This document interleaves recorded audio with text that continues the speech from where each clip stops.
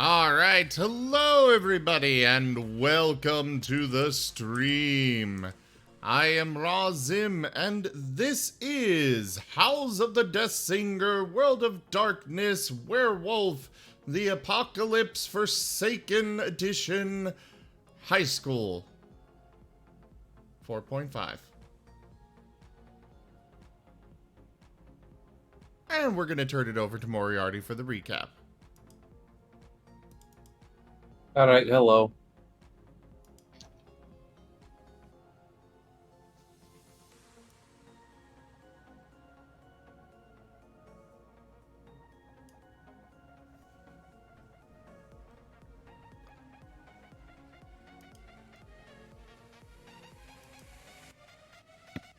You can give us the recap, Moriarty? Yeah, I just did. I said hello. That's not a recap. That's not a recap. How is that not a recap? What happened last week? Oh, well, I'm pretty sure we all sat down. We played Werewolf. About this time, it was quite fun. Very good time. Plenty of great story. What happened in universe? All right. Well, in universe, the We skipped last week. The week before. we did skip last week. You're right. So the thing known as the Perfect Maltese, which the party has been working to basically protect and raise in its own sort of weird and wacky way, was slightly introduced to werewolf culture.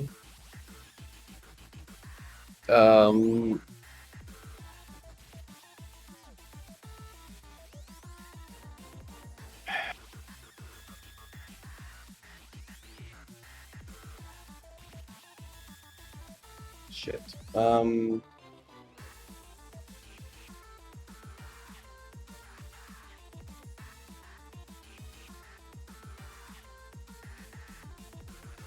on, I'm blanking. Fuck. Definitely remember everything that happens every session. Yeah.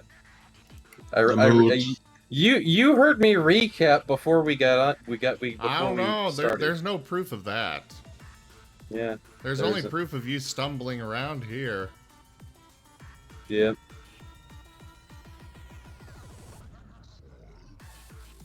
I mean, by that same logic, I never really said that I remembered everything. Anyways, we let's have the hear recap. this recap. So we can get started, you know? There's something about a portal.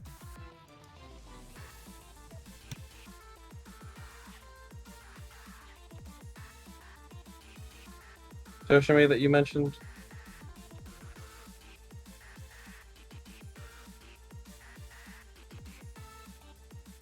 Yeah, that Lupe could create. Lupe. That we told Nathan. What does the portal do?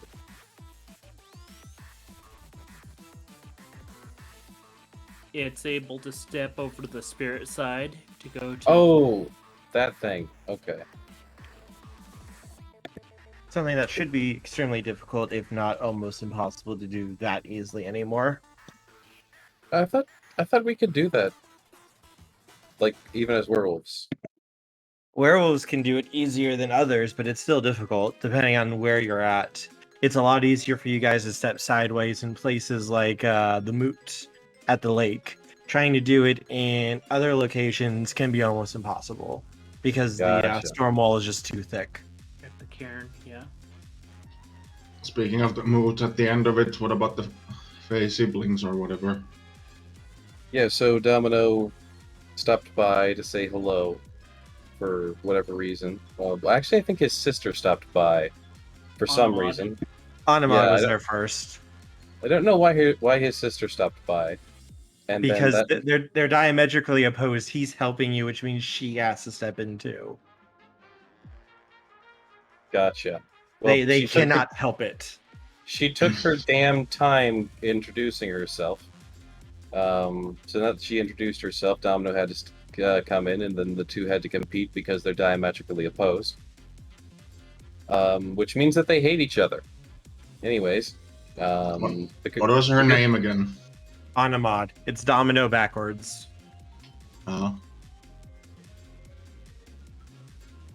Anyways, because they're diametrically opposed, but they share the same title, so that means that they're the same person, but they're not.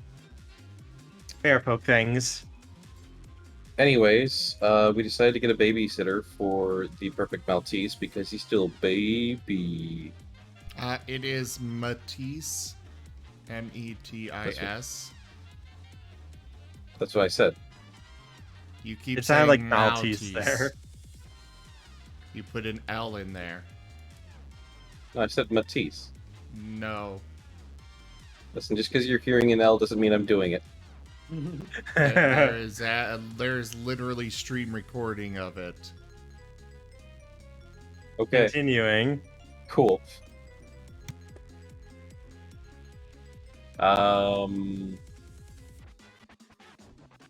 Domino gave you armor. Yeah, I mean yeah. I've got armor that I can think about salt for. I think they gave the party some other stuff as well.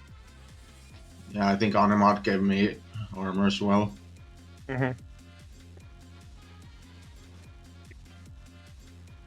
Anyways, Like a sneaking suit.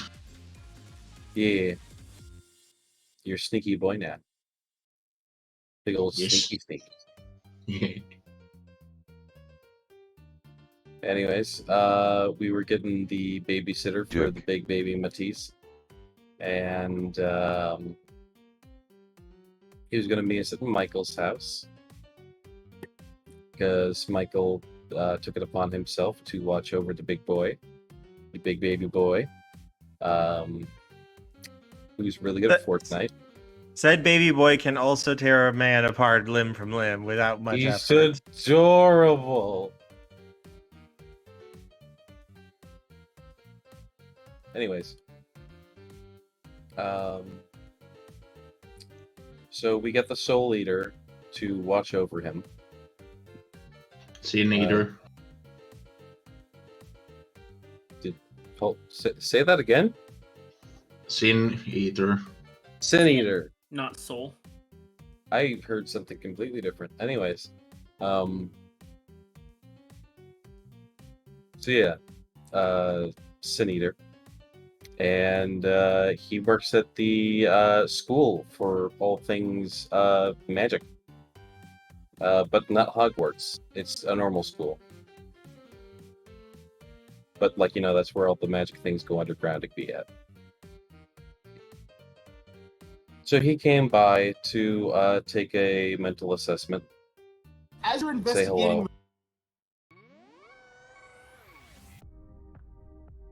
What?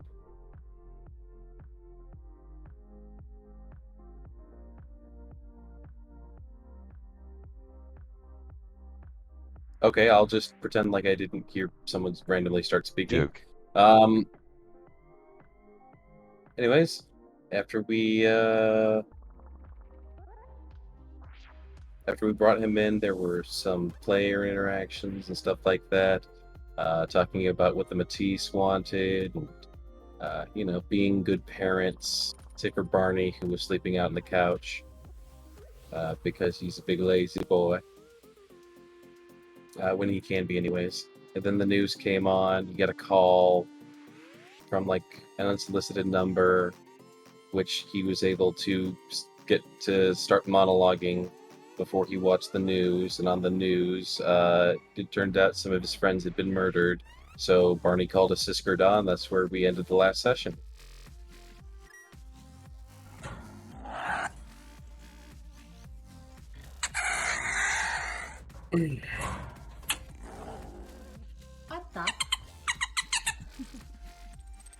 Ты хитрюшка.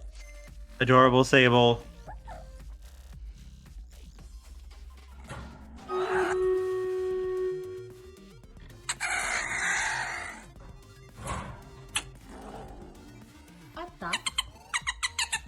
Alright. Is there anything else anyone else wants to add, or are we ready to jump in? I am going to Lazul point out... Sangata thinks that's awesome. I am going to say real quick for all of you viewers, we are running Stream Raiders Dungeons today. For those that aren't aware, it is basically rapid fire mode. So make sure you are placing your troops for it so we can get deep in the dungeon here. Otherwise, yeah, I think we're good to get started. All right. You also know, along with that, tonight is the night of the ceremony to try to summon the spirit across. The one that you guys actually happened to sabotage.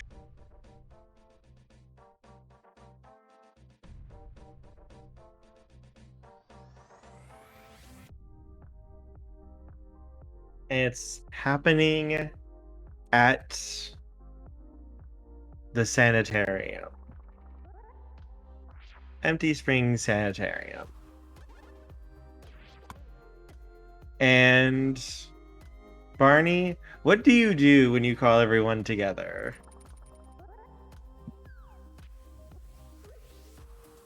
Tell them that there's someone who needs to fucking die.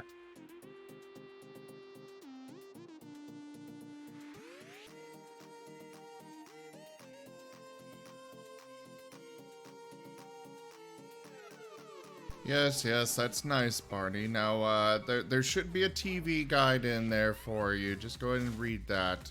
We'll handle things over here. What?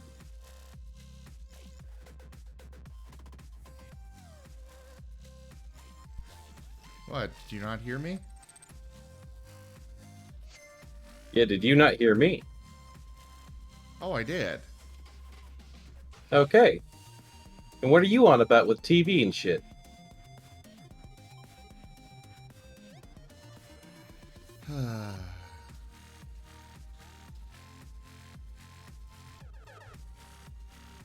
Okay, so where are they then? I gave you the phone to fucking track them, didn't I?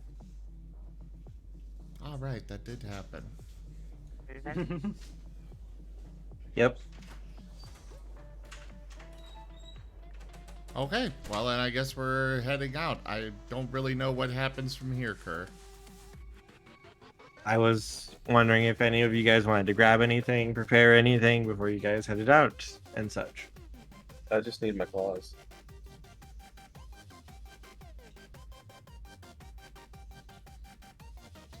Anybody know about the person that you looked up? I know they're gonna be dead soon. That would be Michael's question for Michael. Michael's question for Michael is what? No, the question for Michael. What information did you get about the person that you were searching up on the phone? Well, that would be my question for Kerr. Mostly just the location. It was able to ping and find out where they were.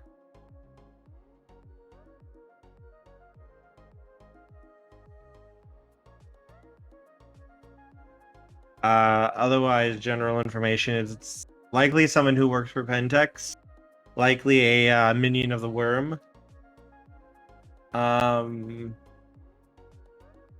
Otherwise, you do not really have you don't have an actual name yet for the person.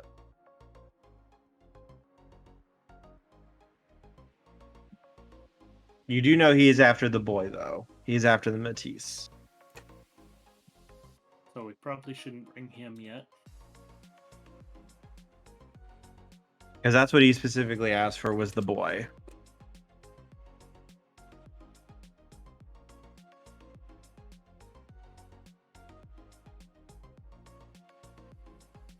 And what he showed to Perry, or not, sorry, wow, I was thinking of you.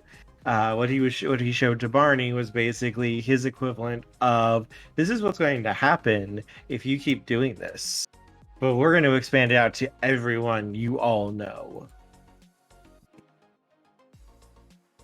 And Barney's reaction is that is no you fucking ain't. Nevin seconds that. Anybody have anything specific for their Sisker dog condition now that it's active? You should have a gift. Each of you, I believe, should probably have a gift, I think, that you guys took. Yeah. That is now active. I think we just got it from our various moon phases. Yes. I think it's your level 3 ability from those. You should have it on your character sheet. Bloody-handed hunter. What does that do? Relentless hunter for me. We get these things explained in more detail for everybody, please. It's on your guys' character sheets. I don't have them open up right now. That's why I was waiting for you guys to get them up. Mine is Wisdom Renown to following dice pools in the shadow. Perception rolls. Rolls to risk spirit, numina, and dread powers, and rolls to travel or chase through the shadow. So he's very good for getting through the spirit world. If they try to run there, he can get you guys there and help you.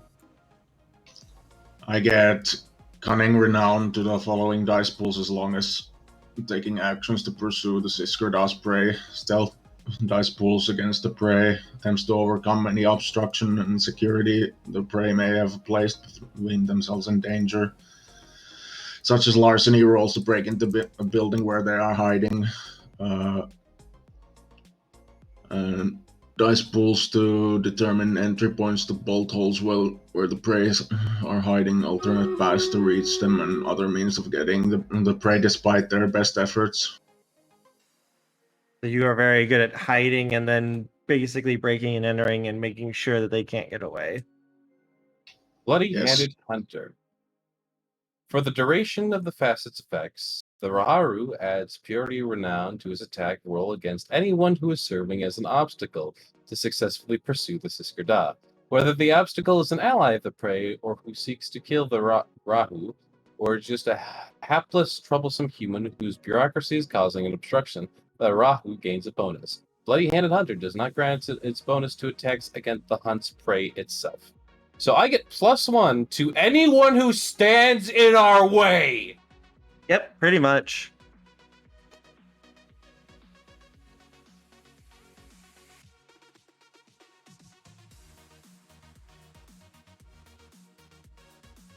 And I also have the Gift of Shaping,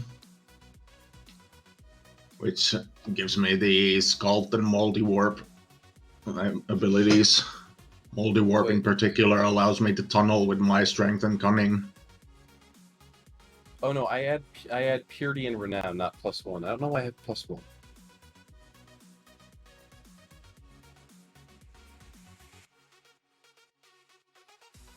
You guys are gonna be pretty set then. By the way, you still haven't given us our Renown bonuses that we Yes, got. this is important here. So give me one sec. I did get that up. Okay, thank you. Yes, I did get all that calculated. So let me see for this one. You guys get 1 point of glory, 1 point of honor, 1 point of wisdom, and 1 point of cunning. All of us? Yes. Oh, damn, okay. You guys worked as a pack to overcome those trials, so you're all recognized as that. No Purity? No purity. You didn't really do anything that upheld the tenets of the werewolf tribes. Oh, okay. I wasn't certain if Purity would have been gained for bringing people into the tribe. No, that would be purity is more protecting your guys' culture and traditions and such, making sure the laws and such are upheld, that kind of thing. Gotcha. Well, the Sisker might give us some purity. Yes, that is a possibility.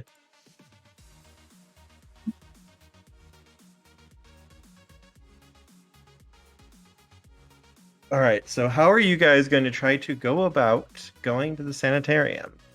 And anybody know anything about the sanitarium? You may make a intelligence plus. Let's see. What do I want for this one? Intelligence plus computer to use Google. Well, you could do that. I would allow that. That I is. I personally do not want to do that because I don't have any computer. That is an acceptable roll, though, if people would want to do that. You can also make an intelligence plus academics roll if you wish, or a investigation roll if you want to, or an occult roll if you wish. All of which are going under intelligence. Absolutely every single one of those is the exact same roll for me. One success.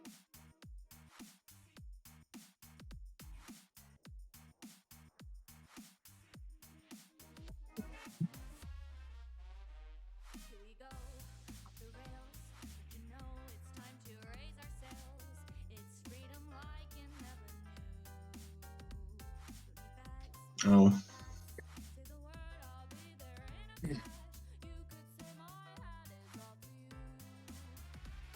Nevin has never heard of it.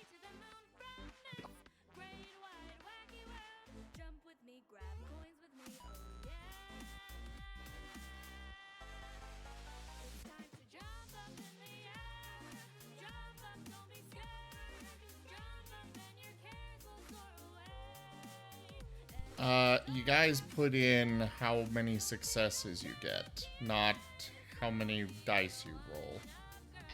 No. Right. Yeah, you would have -1 there, so that would be a botch. Yeah. Are you going to try, Michael?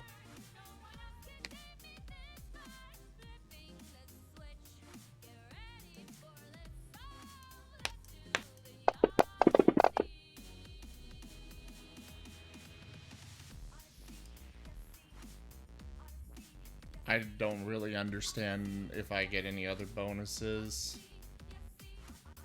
Like, all of No, this there has wouldn't. not been explained very well. There wouldn't be any bonuses. I would let you know if there was. Alright.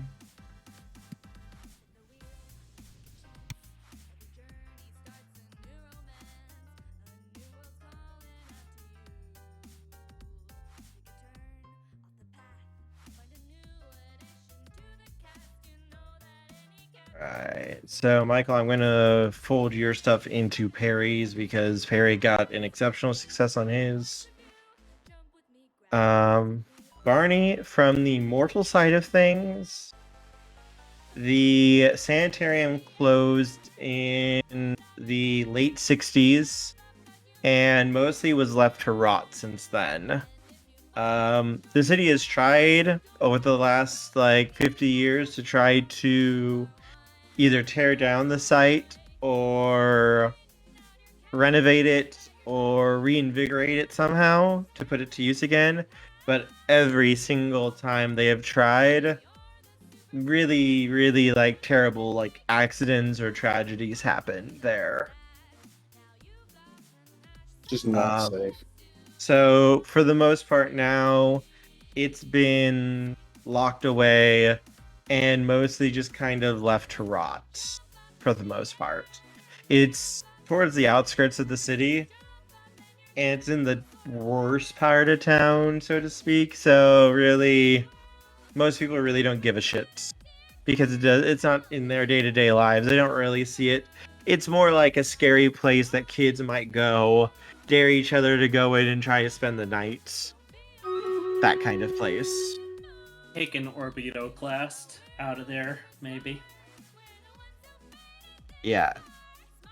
For For those that you, don't know, that's a lobotomy tool. yes, they did lobotomies. They did horrible things there at the location.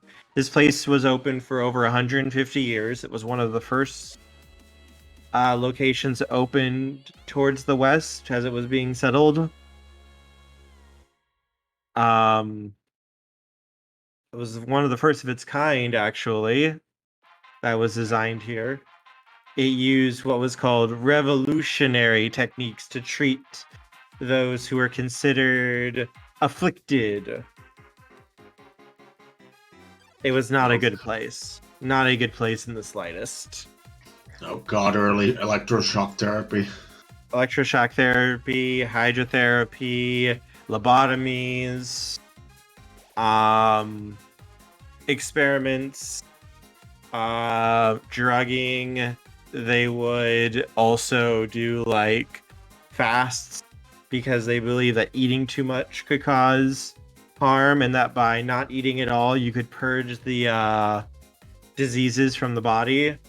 There were a lot of really, really bad things that they did at this location. And Perry, you know, this place is fucking crawling with ghosts and specters. This place is bad news. These things are strong. These things are nasty. The saving grace is they cannot usually cross the storm wall, so it's very hard for them to actually interact with the living directly. But they can make things happen, and they very much, if push comes to shove or things happen, they can try to cross over and push over into our world.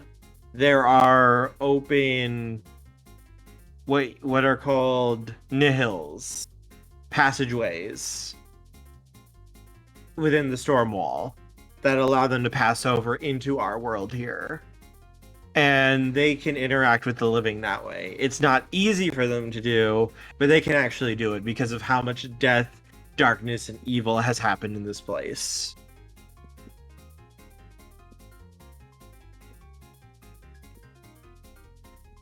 This location is steeped in death, evil, and nastiness. This is a place that draws that in. And likely the patients who died are also still suffering there too, because it's very likely they were not able to move on, and they're basically playthings and toys for the specters. So this sounds like Darkest Dungeon. Well, clearly all we have to do is just go in, figure out what kind of ghost it is, and then go home and get paid. Make sure There you have are insurance in case you die. Yes. Have the insurance so we can get paid even if we die.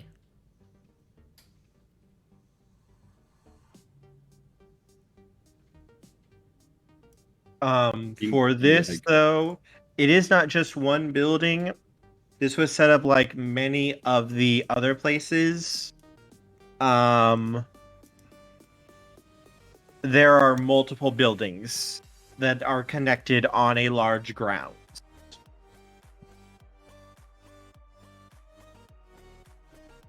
There are 3 main buildings. The first building is you could call it the welcome area, the welcome hall. This is where new people would be brought in. This is where the site would be shown off to others. This is where all the people who have minor frailties would usually be kept and treated to kind of be shown off to people who are coming to try to, get their business, because this place was out for profit. The second was basically it served as the dorms for the I almost called them inmates, but in some ways they basically were, because they weren't allowed to leave. They basically were packed into rooms like 15, 20 in one room, and very little living space, very, very unclean. People who were sick, people who had surgeries, people who were being treated for pretty much anything were just packed together. Disease was almost constantly rampant and a threat to these people. Not to mention the mental illnesses that abounded around here too. It was bad. And then the third hall was probably the worst. This was the treatment hall. This is where all of the different treatments were performed and done. Lobotomies, surgeries, electroshock therapy, hydrotherapy, you name it, it was probably practiced here at one point. This is probably is considered the most active building according to like ghost hunters and such in the city.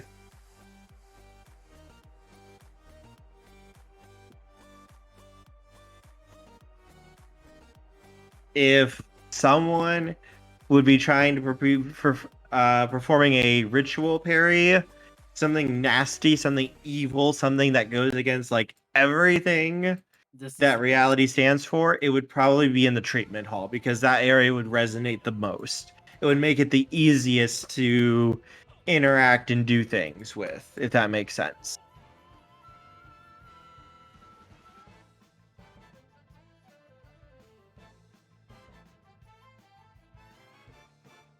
So who wants to let Nathan know that we're going here? Nathan could likely give you quite a bit of information if you contacted him. Have we already left Michael's place, or... No, you have not left yet. So Nathan's still there with us? Yes. And are we leaving Lupe with Nathan for this? Yes, we are definitely not taking him there. Yeah, probably a good Someone idea. needs to let Nathan know then. Yeah, he's up for it. he's currently with Lupe, kind of entertaining him while you guys are talking. Well, Michael will go in and be like, well, we need to go to this sanatorium.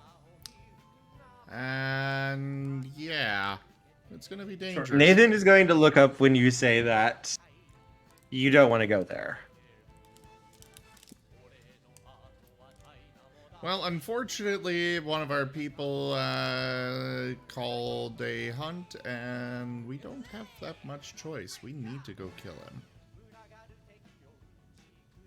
He's going to let out a very slow breath, kind of nod in understanding of what you kind of mean. Not that he understands like the hunt or anything, but just like there's something there that needs to die. He gets that. Okay. How much do you know about spirits and ghosts?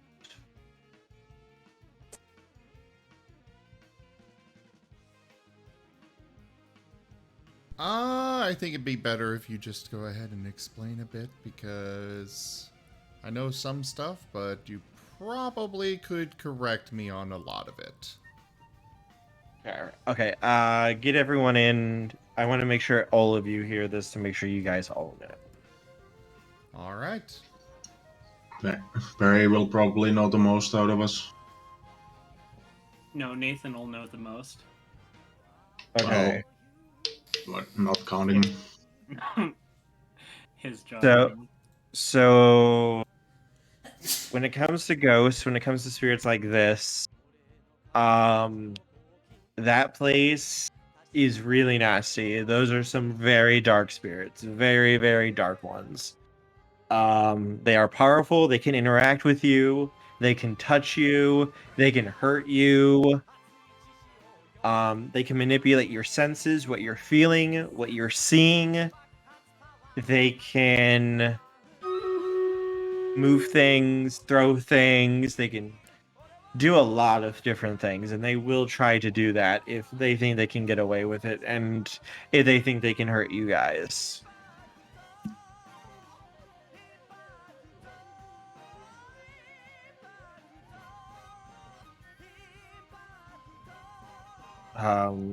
Keep them out. I've gone there a couple of times trying to do that. These things are nasty. I've tried to do my best to keep them in, not to let them be able to get out. The most dangerous area is going to be the treatment hall. That is where most of the worst ones are. They don't really go to the welcome hall very much because there's just not a lot of resonance for them there. so they don't really care about it. There are a few in the dorms, not as many. Most of the ones there are just people who have died and can't move on. I've been trying to help them from time to time, but when I go there, it's like a giant beacon to the specters there. They see me and they come running.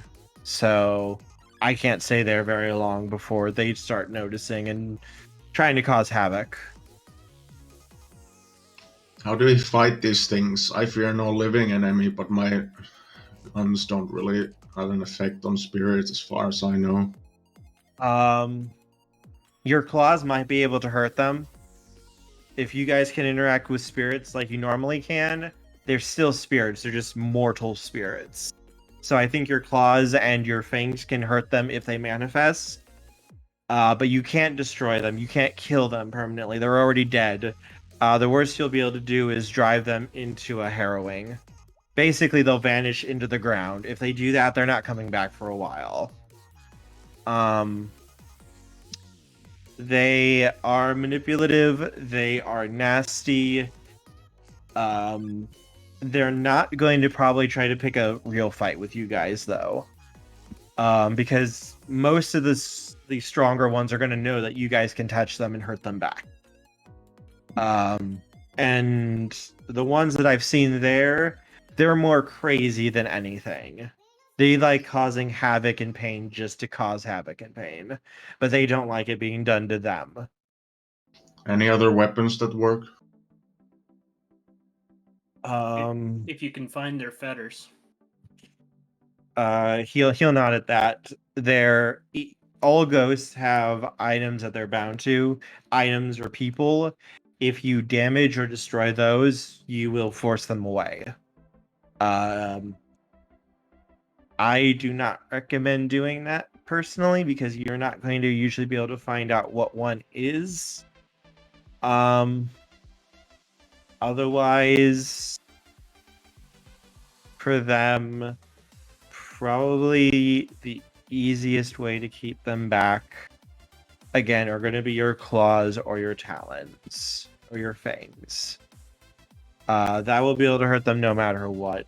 Bullets might be able to hurt them if they try to manifest, or if they're possessing something, you'll be able to damage it and push them out. But it's not going to work very well for them. That's only if they actually decide to get involved, though. There's no guarantee they will or not. You can try making an offering to them, and make a deal with them if you try to call on them. He looks over at Perry. You might be able to do something. It's the same sort of thing you would do with an inhuman spirit. Basically, think of it like a seance. Call on them and make a deal. And you might be able to get them to either leave you alone or maybe even help you if you can offer them something that they want. Okay.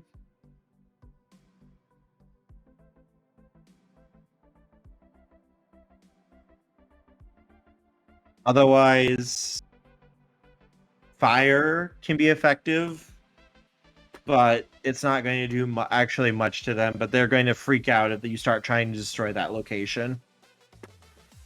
So that's like a worst case scenario if you need to threaten the building, because if you destroy the building, you risk banishing them all. But the moment you do that, they're all going to come for you.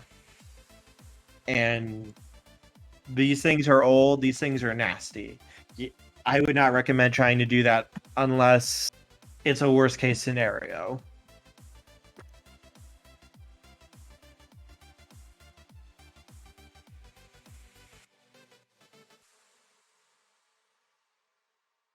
Okay, let me just make up a Molotov cocktail real quick. If you do, keep that in your bag.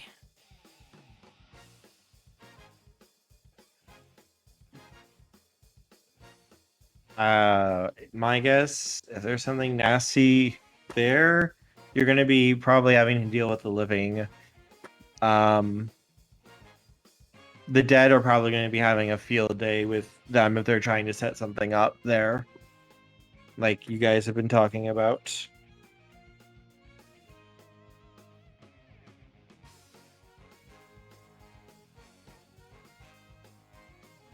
So the dead could be an asset, or at least a hindrance to your enemies as well. And if your enemies aren't in the know, they're going to be sitting ducks for these things. They know something. That's why they're setting it up here. I'm more mentioning I've had to deal with street gangs where the boss knows about us, knows about the supernatural, but his thugs don't know anything. So you could be having a situation like that. Hired help probably won't be told anything. They're just going to be expendable bodies to use to slow you guys down. I've had to deal with that myself a few times. Oh yeah, I've run into those kind of gangers before, but they didn't know about me specifically.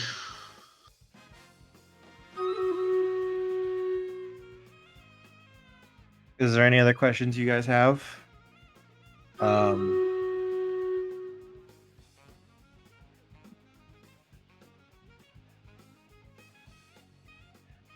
Anybody? And I killed them with my claws. Yeah, I'm a little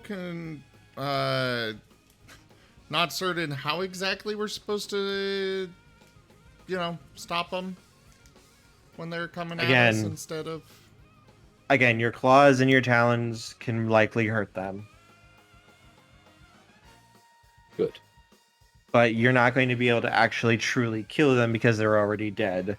The best you can do is basically drive them off.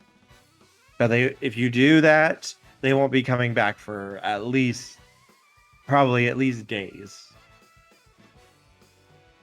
Unless some of the mooks come back. Mm-hmm.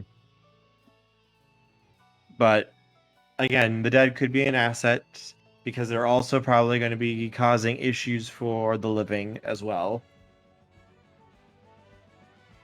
So they're probably going to be hindering your enemies too, because the spirits at this place, they're crazy. They're messed up. I'm a werewolf. I shall just tank. They might not try to come at you physically, though. They can come at you mentally. They can manipulate your emotions and what you're seeing. They can make you see things that aren't real. They can make you feel things that you're not truly feeling. You have to be careful. They're gonna have to try pretty damn hard to make me not angry. They can turn your rage and anger on each other. They can manipulate the surroundings. I did not deal with them enough to tell you exactly what you could be walking into. I always took off the moment they started coming.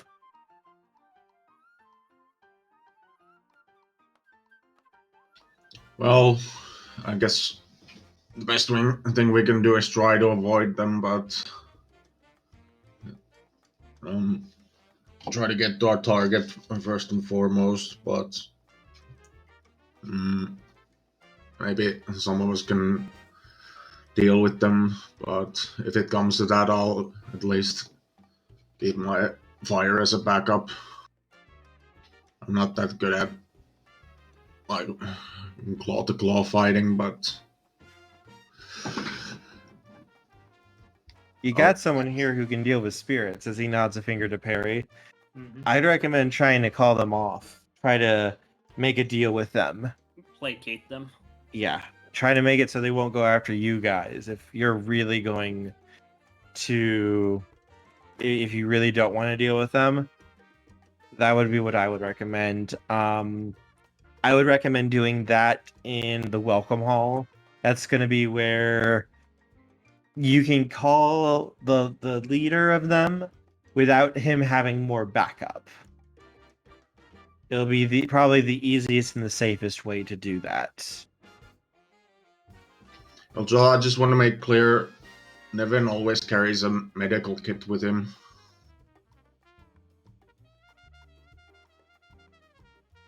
just in case, you know. Mhm. Because I don't think that was in my sheet before. You're good. I would recommend for these, I would recommend a offering of blood to them.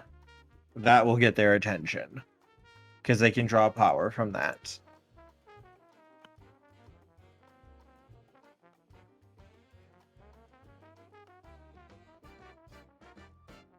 Okay.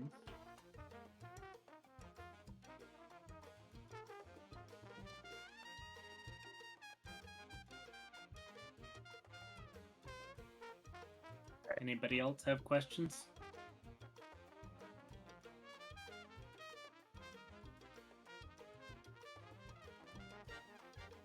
Well, not really. At least not me.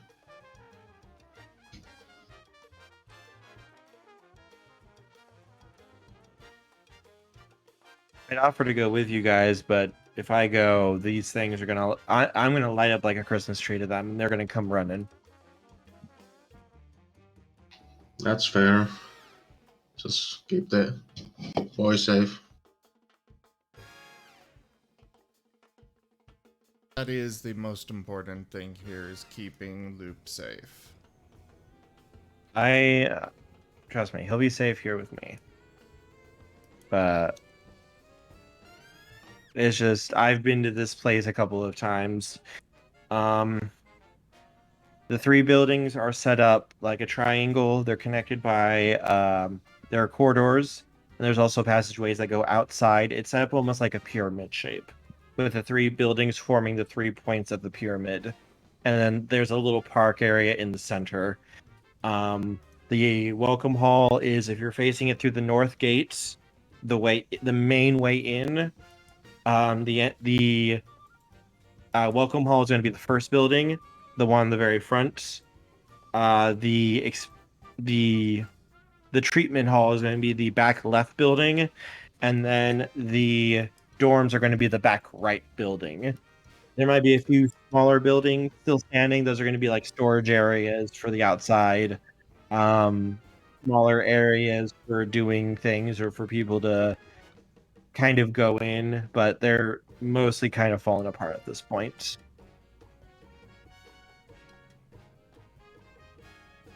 Good I to don't know who could be there though, so I can't give you any more info.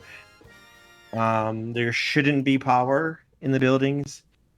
There's going to be a lot of things. Don't trust your ears. Don't go off on your own. Do not separate from each other. Always at least stick together with one of you. These things can try to jump you. They can try to make you do things. They can try to take over your body if they have a chance.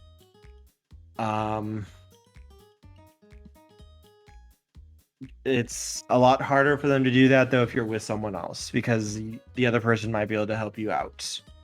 So just make sure you stay together, and whatever you do, be very, very careful if you go into the treatment hall. That's where it's going to be the most dangerous.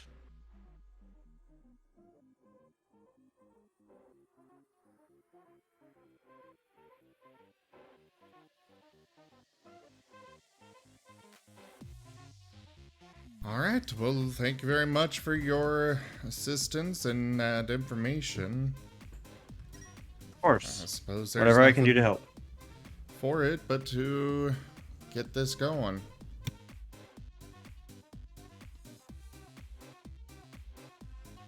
All right. So is there anything else you guys want to get before you head off?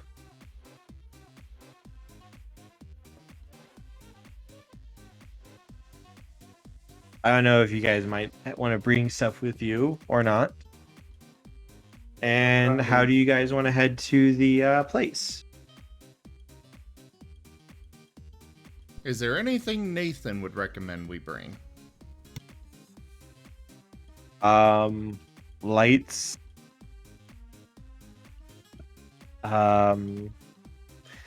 Honestly, not that much, mostly because you guys are werewolves. You guys are going to have your teeth and claws. That's going to be a big deterrent to them. All right, we need EMF reader. We need sanity pills. We need we got to bring a cross. It's always important to bring a cross. You guys can probably, unlike normal people, you guys can still try to see the spirits. If you try to look into the spirit world, you'll be able to see them.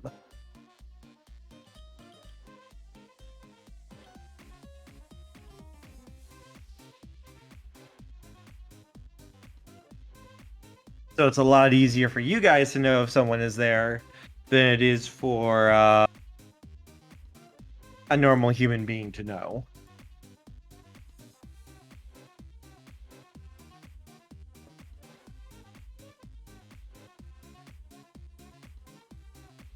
Oh, also, do you know any of their names that are in there? Because that could possibly be useful for turning them all against the Pentex guys that are holed up in there, waiting for us. The names of the spirits? Yes. You know, say their name and it'll piss them off. That's not a real thing. I don't know if That's- Kerr is realizing we're that's making binding. phasmophobia. No, I know that's a references. phasmophobia thing. Okay. Yeah, no, that's why he just deadpans. That's not a real thing.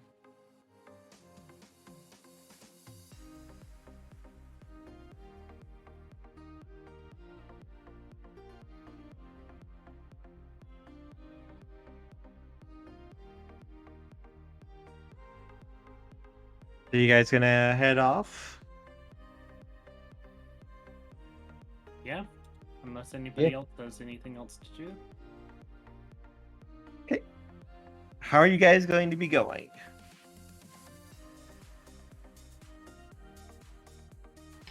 I'll take my Humvee at least.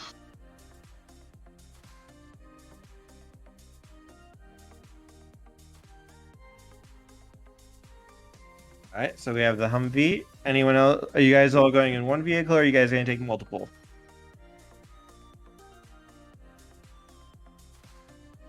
I assume what? One vehicle. Okay.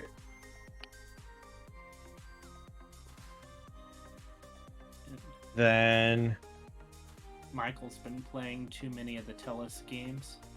okay. Then, off you guys go. Too many of the what? Tellus is a brand of a computer company that made video games.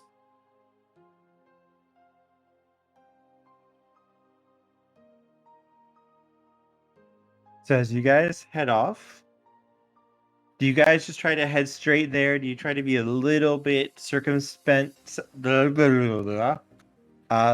circumspect in order to try to like get a feel of what might be prowling around? I mean, If there might actually be guards or anything, or you just head straight in? if we're taking a Humvee, we're not really going to do anything stealth related. Those things are loud, they are conspicuous, and they are big.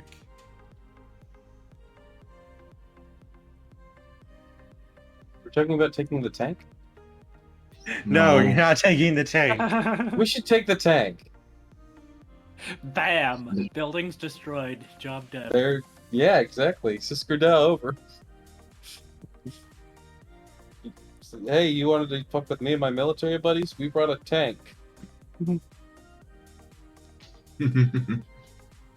So as you guys head off, as you near the building, you can see the main gate is What are you talking locked. about? When you we're drive to the... No, we're going to Cody's place. The Oh, mansion. okay. You're gotta go actually pick up going to our go get the tank.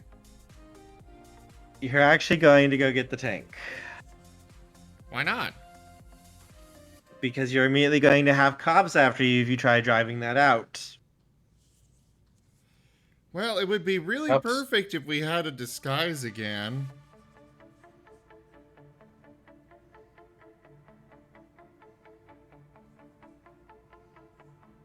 Really, Kerr? Yes, if you try driving a tank through the city, you are going to attract police attention. Pretty much immediately. I don't think he heard you. I don't think he heard me either. Oh no, he's not going to show up right now.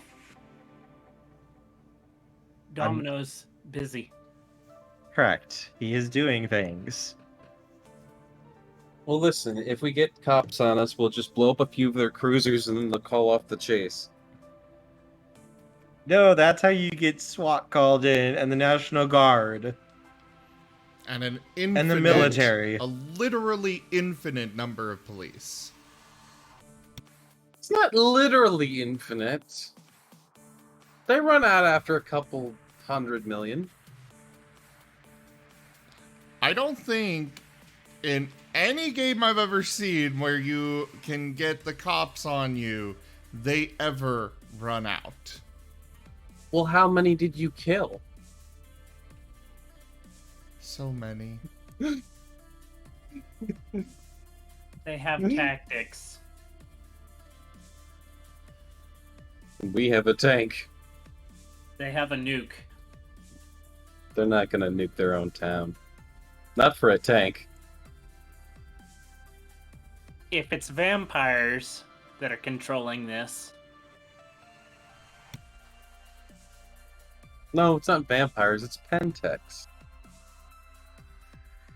who do you think owns the government right now? Right now, that would be Jeffrey Bezos. I can say safely, you guys would know if you tried to take the tank here, you would basically be fighting the entire law enforcement of Colorado. I'll just Probably call Lester. Technocrats would get involved too.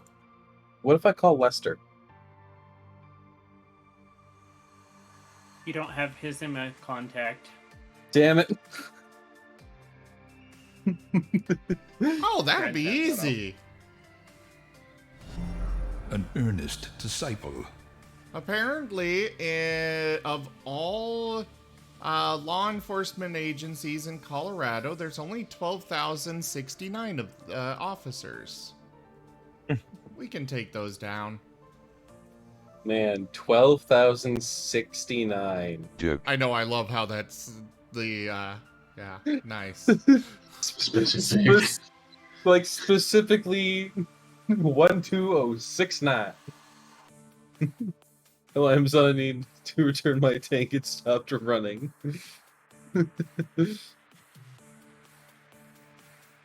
Someone in chat suggests that we just steal the nuke.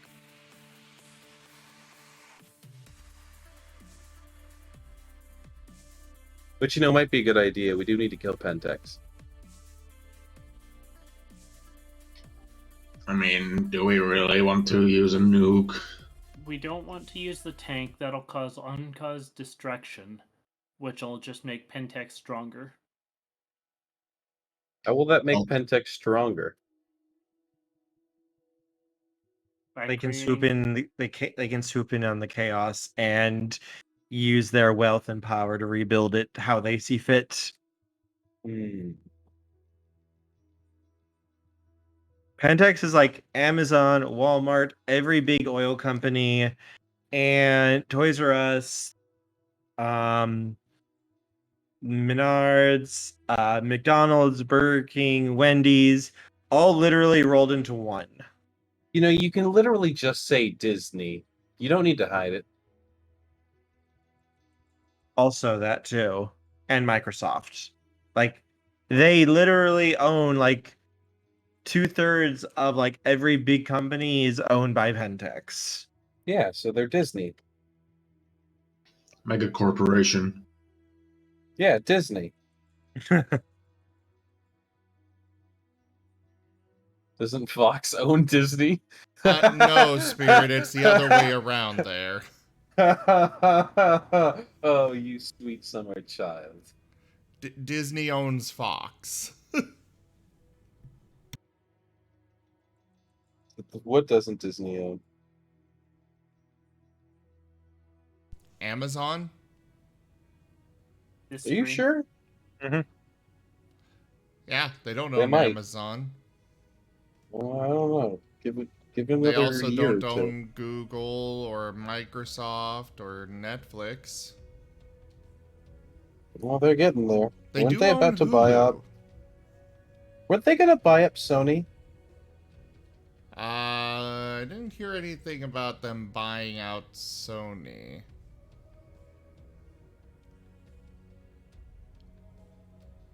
They're making so much money that they're getting close to just buying everything. Actually, they've been struggling a bit. The what? Money. How? The pandemic. Oh yeah. Well, I mean, so's everyone else. Yeah.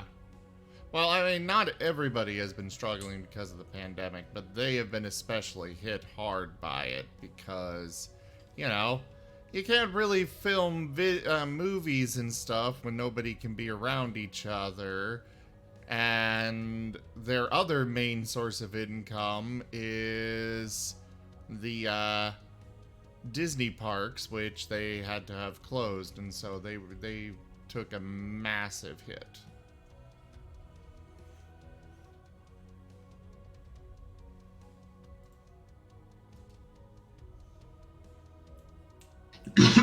So anyway, Yeah. Anyways, So are you guys going to be taking the Humvee to the manor, or are you actually going to go to the sanitarium? fine. We'll go to the sanitarium. At we'll least it's keep our not distance a Michael's bit. car that will get destroyed. Dude, they'll be able to hear us a mile away. Well, yes, but cars they won't cars see us aren't coming at least. cars aren't actually that loud, you know. Cars are not. Humvees are.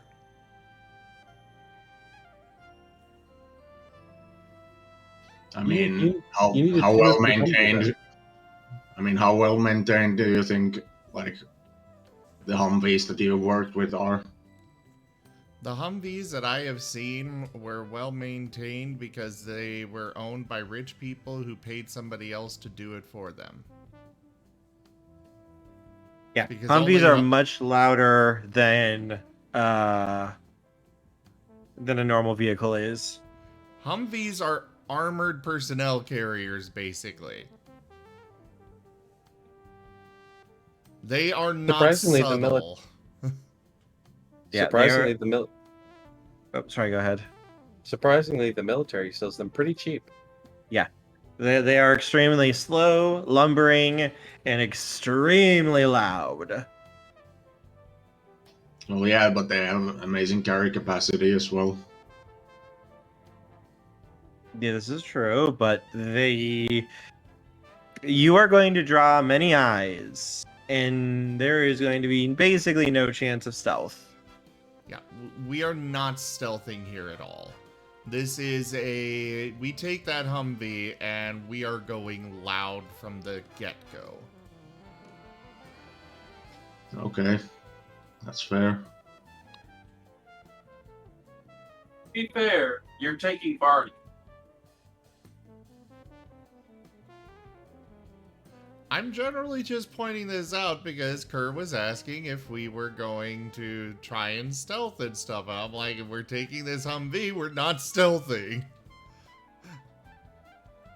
This is Trust true. me, if you're taking Barny, you're probably not either.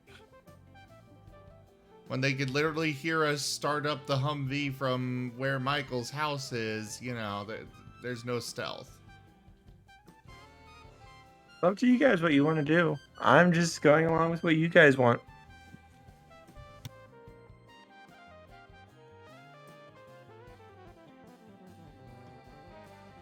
I want death. Stealth is for people who are afraid to die. Wow. Well I put, don't know. though. I don't know who this Royal Rose person is, but I like him.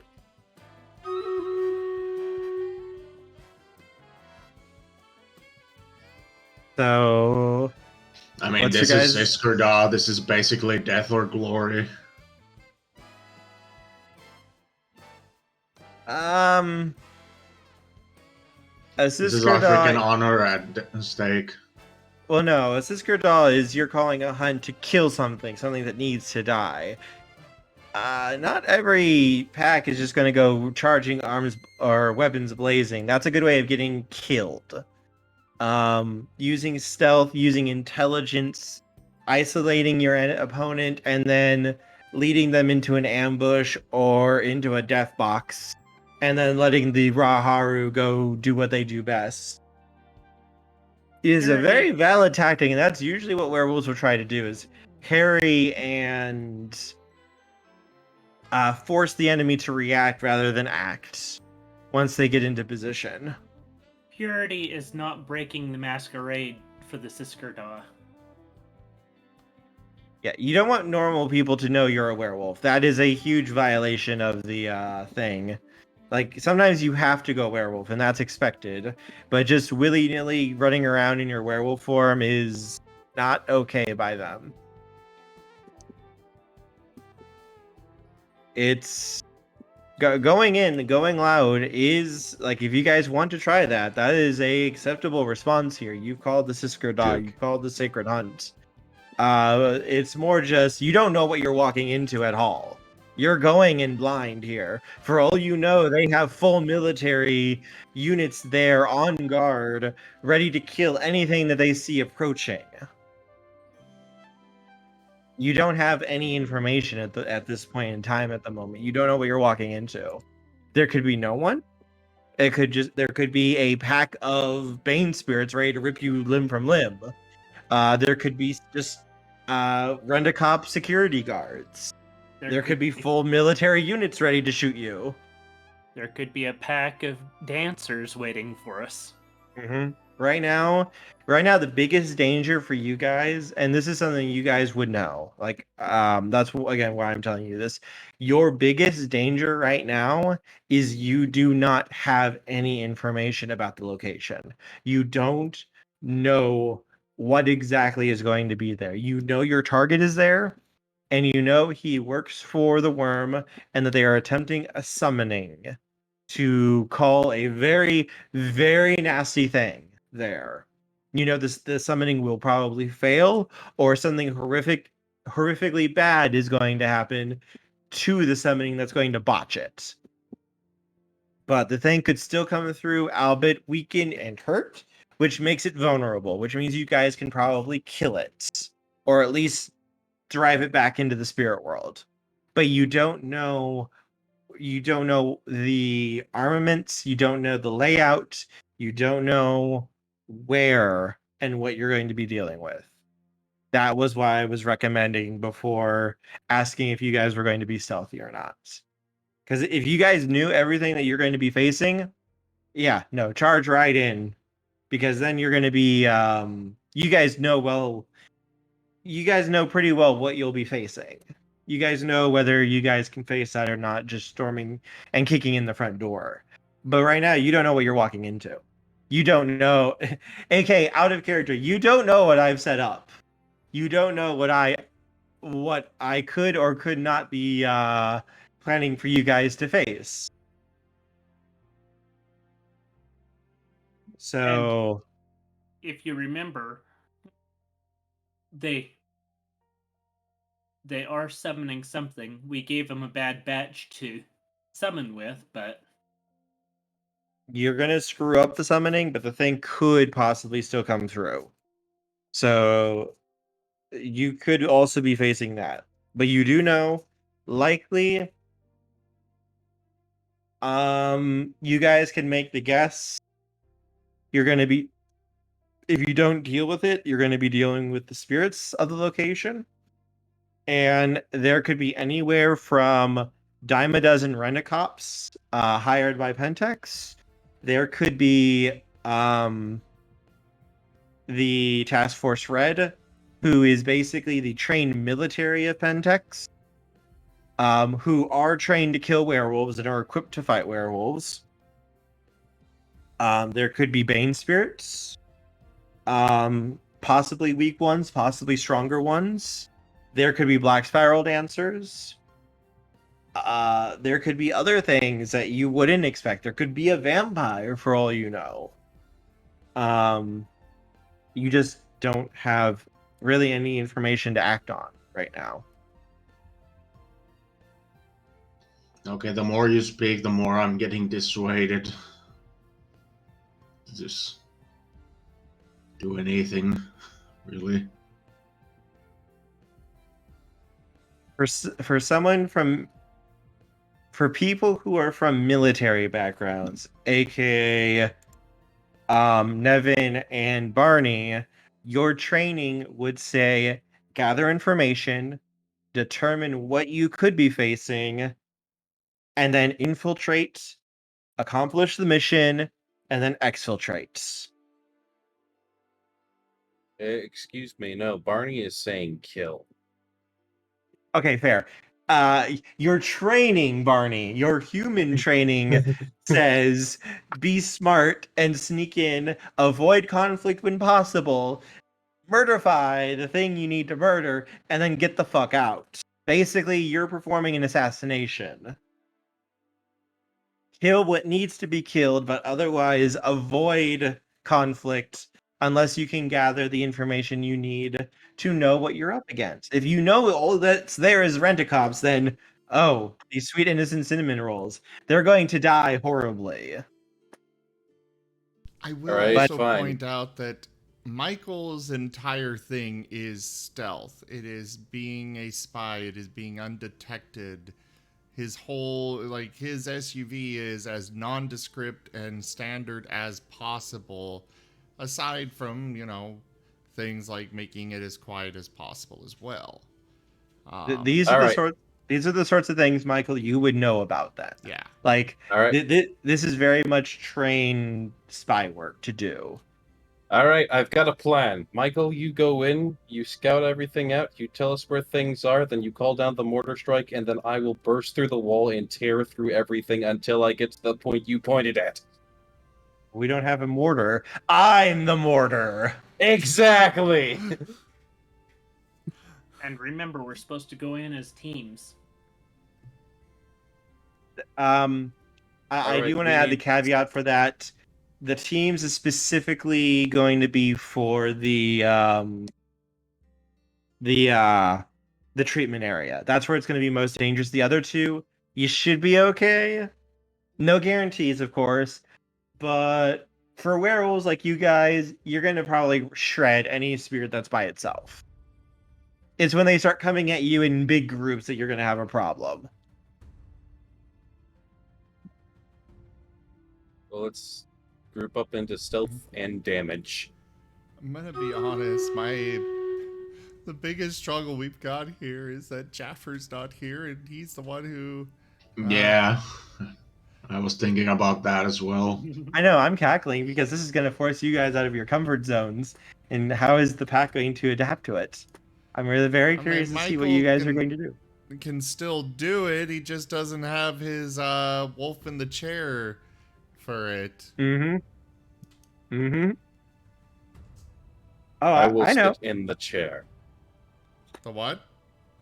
I will sit in the chair. Okay, somebody who can actually be the person in the chair then. I said I can sit in the chair. But you, can't do anything else. the job of it.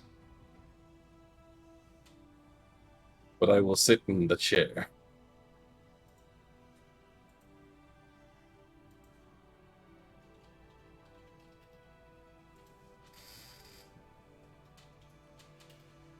So, as you guys pull, I'm assuming you're taking the SUV then? Well, from the sounds of it, I guess Michael's going alone to scout out, and then he'll call in everybody else.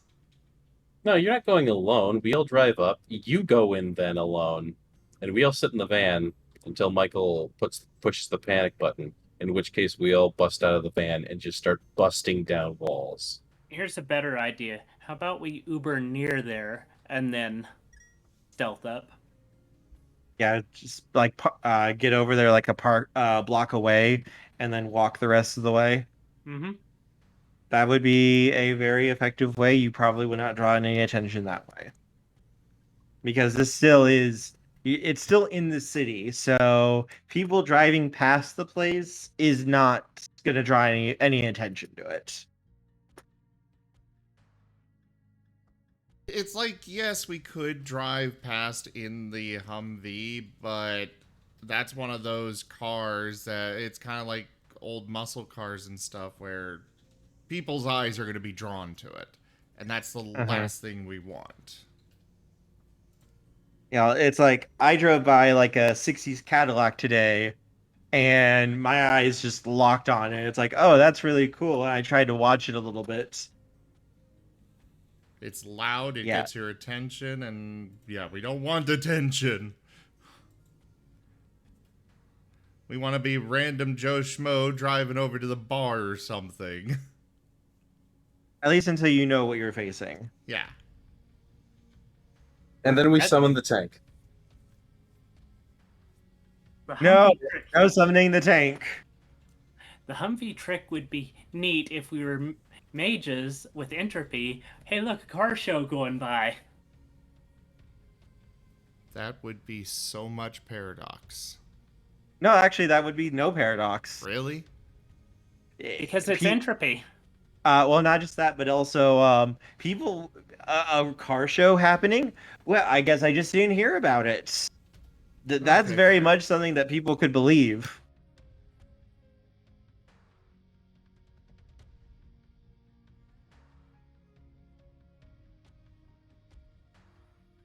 Mm-hmm. Well, I guess we're settled on a plan then. Michael's going in alone. We're all going in the SUV. Michael's going to be doing scouting, and then he'll call in the cavalry. Okay. So as you get there, you park about a block away in a parking lot. No one's really going to draw any attention there.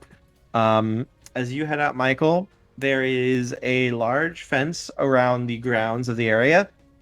You could climb it pretty easily. It wouldn't be that difficult. And there are openings in the fence. It's mostly... This was something that was made, like, decades and decades ago, and it has not been well maintained. You could find a hole to sneak through if you really wanted to. At the front gates, you can see two guards. They're in what look like blue cop sort of outfits from this distance. And it looks like they're running security on the front gates. They do not have heavier weaponry, though, mostly just their sidearms that are holstered at their side. They have radios on their chest, and you can see their badges and stuff. But otherwise, they're just mostly watching the street and the path to the front gates to get into the area, get into the actual facilities itself.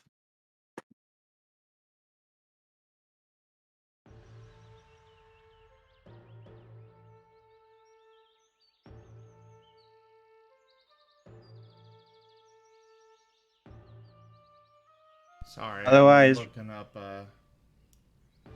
right now, you do not see any signs of anyone on the grounds.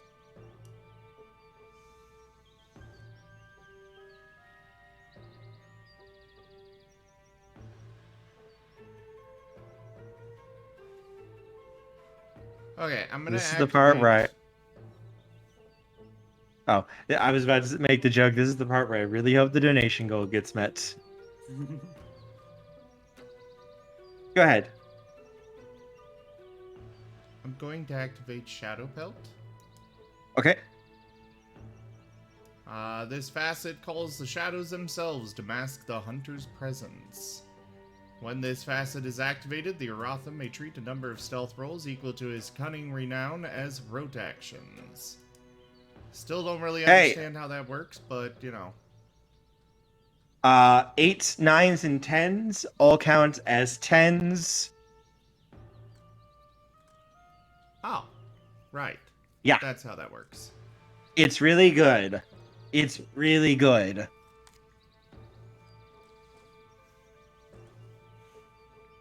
So yeah, he's gonna stealth in and do as much scouting as he can. dispensation. And Toshmate, thank you so much for that donation. The goal has been completed. I am so glad I had my notes ready. All right, give me a Dex plus Stealth, please.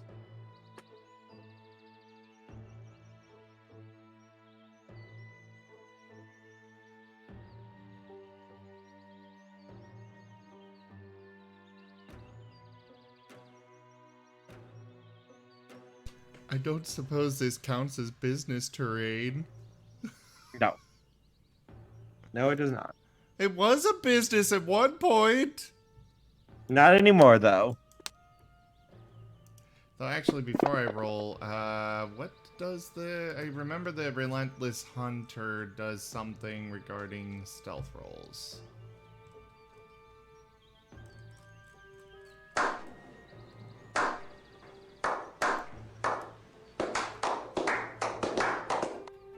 Oh boy. Where the hell was it? Relentless Hunter. For the duration of the facets effects, the rock adds cunning renown to the following dice pools. Stealth dice pools against the prey. That's included. Okay, there we go. You are not hiding from them specifically at this moment. So I don't will get let you that. know when that. Okay. Yeah, I will let you know when that applies. All right. Oof. Can I use the community reroll that we got? Okay.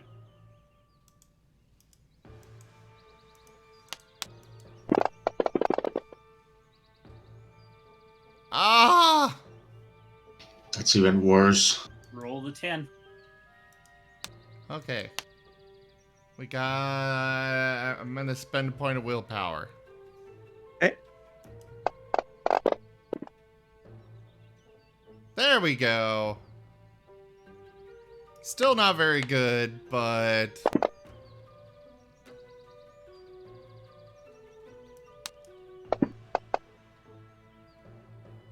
And it's only 8s, That's better. 9s, and 10s that explode, right? Correct.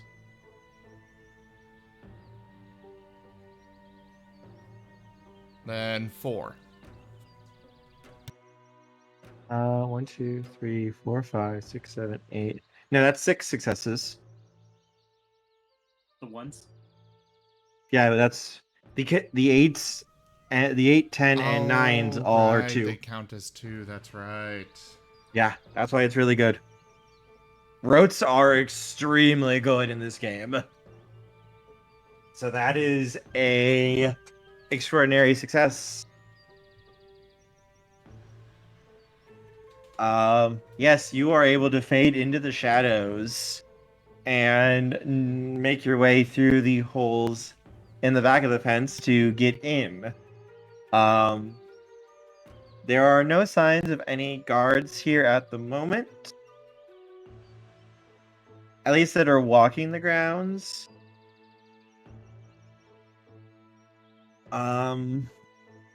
You can see lights though.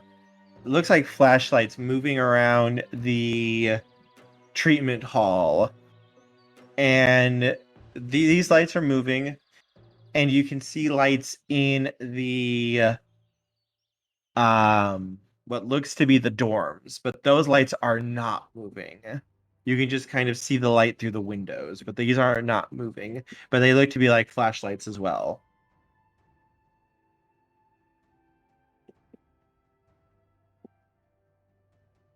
He's gonna There are no lights in the welcome hall. He's gonna be going around and peeking in all the windows. These buildings are like multi-floored. Like these are like 5-6 story buildings.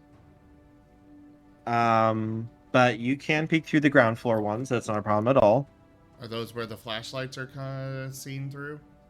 Most of them look to be on the higher floors, but it seems like there's at least one per floor. For the dorms and for the and especially in the treatment hall. The treatment hall looks like where it's the most activity going on at the moment. All right. Then I guess Michael will go into the building to scout out and see. But the dorms, it looks like it's a little strange, a little different, because you can see clearly that it seems like there are patrols going on with the way the lights are moving and walking. That same thing is not happening at the dorms though. The dorms was one area that we were told not to go into, isn't it? No, that's the treatment hall. The treatment hall is going to be the most dangerous one to go into. Okay. The dorms, you might want to be a little bit careful, but it's not going to be nearly as nasty. But there could be something bad there, but werewolves should be able to fend it off by themselves. They just have to be on guard if there is something there. Well, I mean, he's definitely on guard because he is trying to stealth and scout, so he's gonna go through the... He's gonna go in through the dorms and basically pick his way through the building as much as he can. Try and get an accurate count of armaments and guards and whatnot.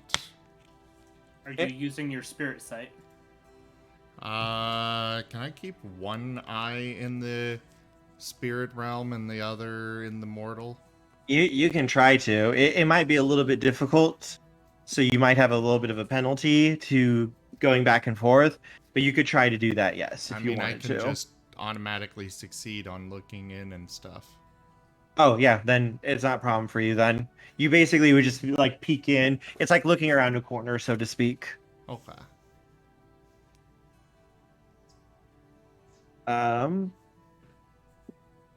So as you go in, there are gurneys, chairs, wheelchairs. The walls are covered with spray paint. Trash, rubbish is laying on the ground. You can see tables and chairs rotted or rusted. And you don't hear anything as you go into the dorms. There's not really a lot of sound going on. Also, you do see a lot of like mannequins and what look to be like dolls as well.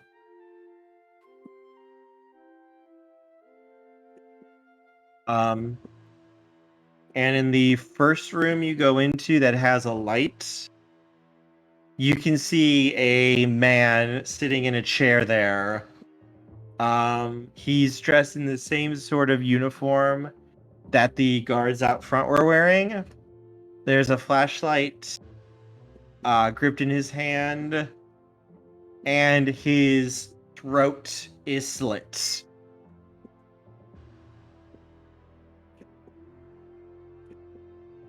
His eyes are glassy. He is clearly dead. And when you hear his radio crackle, and you hear the word sound off, and you see the man's hand move and click on his radio, and you hear a voice come out of his throat saying, Unit 4 checking in. And you hear other voices also doing so as well. Unit 1 checking in, Unit 2 checking in, Unit 3 checking in, Unit 4 checking in.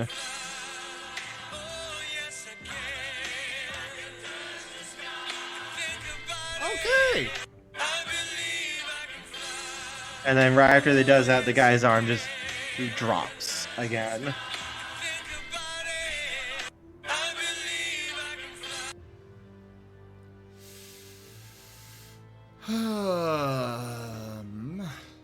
That's creepy as hell.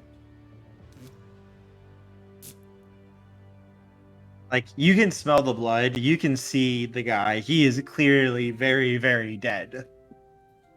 Okay. He's gonna move on to the next, keep going through the building. As you're going, you can smell blood. And as you head up to the second floor, you find another room where there's lights. And when you go to investigate it, you see a guy laying on his back. Same sort of thing. It looks like he's been stabbed repeatedly in the chest with like really, really small blades.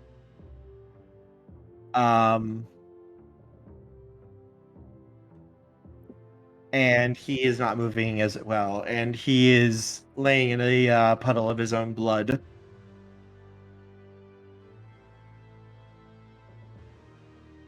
It smells like he's been dead for at least an hour or so, give or take, if you had to guess. Alright. Well, continuing on. Larsang Sangata wants you to whisper for 20 seconds.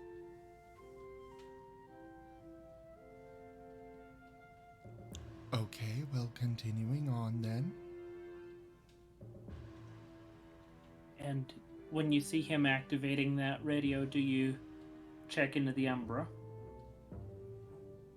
I've specified that I am keeping an eye on both.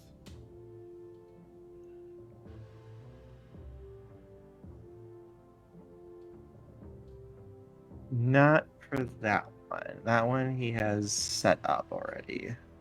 So you would not see anything there. What are you talking about? As you continue on, though, it's sort of the same sights that you're seeing. Body after body after body. It looks like there's at least 20 or 30 dead people throughout this building. And it looks like each one was stabbed to death repeatedly or had their throats slit, their eyes is gouged out. One guy looks like he had his Achilles tendons of both of his legs cut, and then his neck broke when he fell. And as you're investigating again, when you're nearing the upper floors, this time you hear another radio check. You see this body jerk, move, and you can see something very, very faintly with your sights. It doesn't look like it's directly in the spirit world, but you can see it clear there, like strands of golden light gripping the guy's body and moving him. And you can also see it around his voice box as well, when he reports in. Michael's gonna dip into one of the rooms and, out of sight of anybody that might wander around or be looking in from outside. And send off a quick text.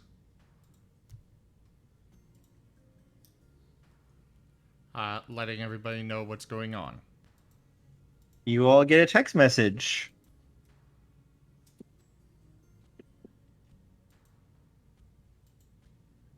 Oh boy.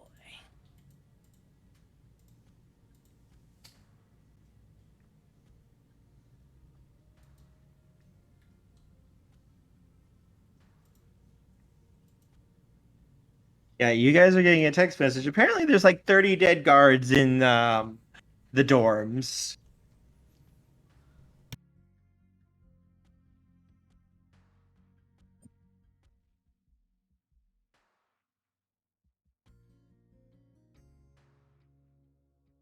Well, that's gonna make this a whole lot easier for everyone else.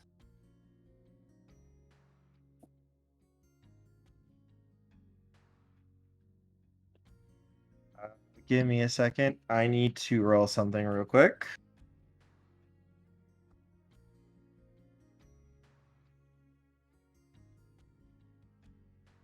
No. Why did you roll? Not what I wanted.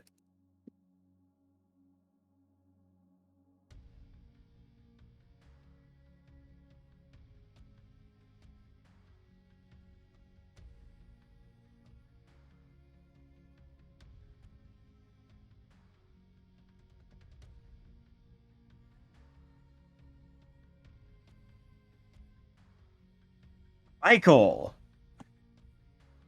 as you are doing this,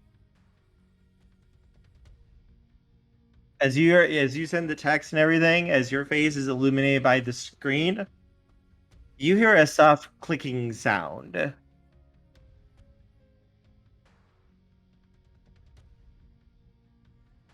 it's in the same room as you are. Okay. And when you look over, you can see what looks to be a small puppet about the size of a child, a boy, is what you would guess. It has a turtle shell on its back, and it looks mostly human, but you can see and smell blood on it. And it's looking at you. And what do I see in the Umbra?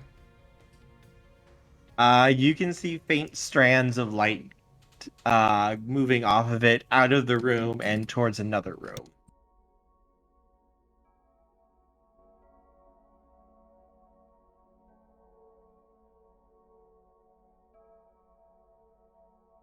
You hear when you as you're looking at that, you hear another clicking sound as the thing's head kind of tilts to the side, and you hear a voice.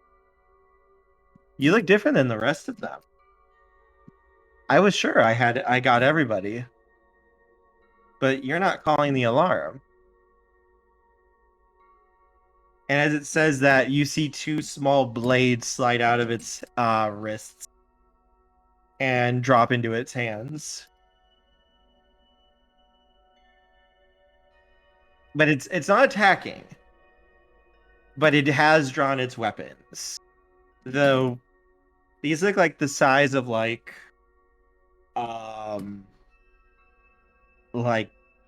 letter openers, but you're fairly sure these are probably the blades that were used to kill everyone that you've seen so far. Because you can smell and see blood on them. But are they silver? You can't tell. They're coated in blood.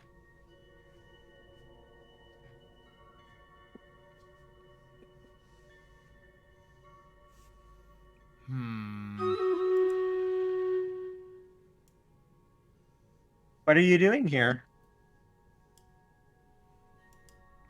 I'm actually here to take out these people. You see it pause for a moment. And you see its stance seem to relax slightly, but not completely.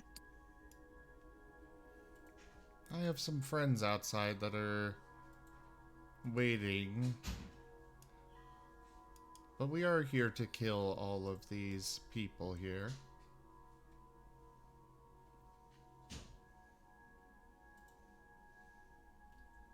How can you prove what you're saying? How do I know you're not working for the Black Spirals? I'm definitely a werewolf, but I am definitely not with them.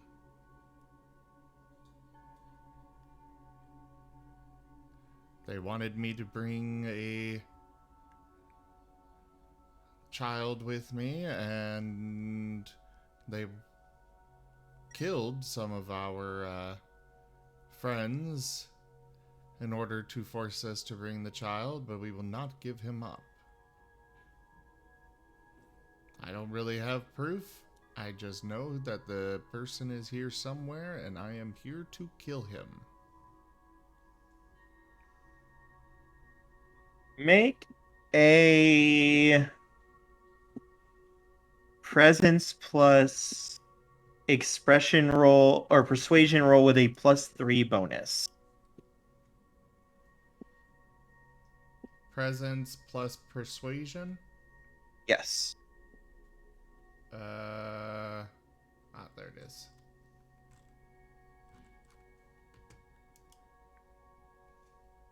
You get a +3 dice to this roll.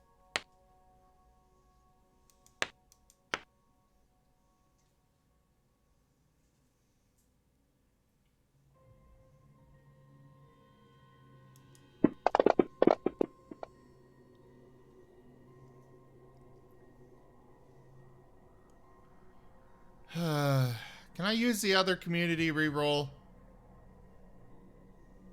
I say go ahead. What does everybody else say? Might as well. Big Shot starts playing in the background. Moriarty, are you even here? Yeah, I'm here. Okay. Okay. Just, big guy. Oh, for the love of... You want to spend a point of willpower? Well, Spirit just gave another community reroll. What's Go up? ahead. Anybody against me using that one? Nope. Because my luck is not with me today at all. Why so many ones? Okay, point of willpower.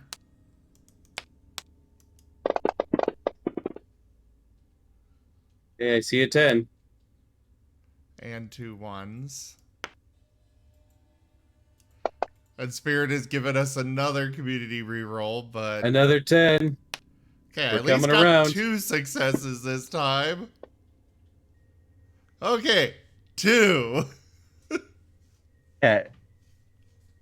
You see the puppet withdraw the blades back into its body, and you hear footsteps coming from outside, and you see someone round a corner. Michael, for the record, is quickly pulling into the corner that he was hiding in while trying to still keep an eye on whoever's coming. He has, as he's walking in, one of his hands is like lightly raised. He's wearing a black sweater or sweatshirt. The hood is up and over his face. He's wearing black pants, long pants, and there is another puppet over his shoulders.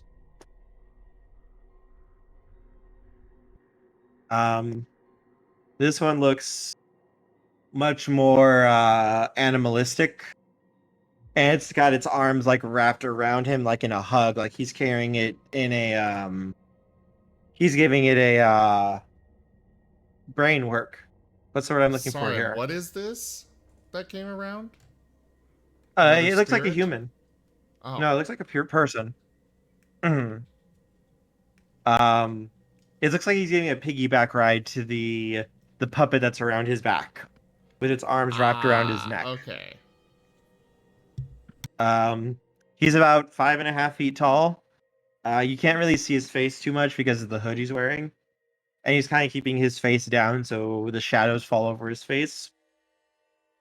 And his hand is outstretched a little bit towards the other puppet.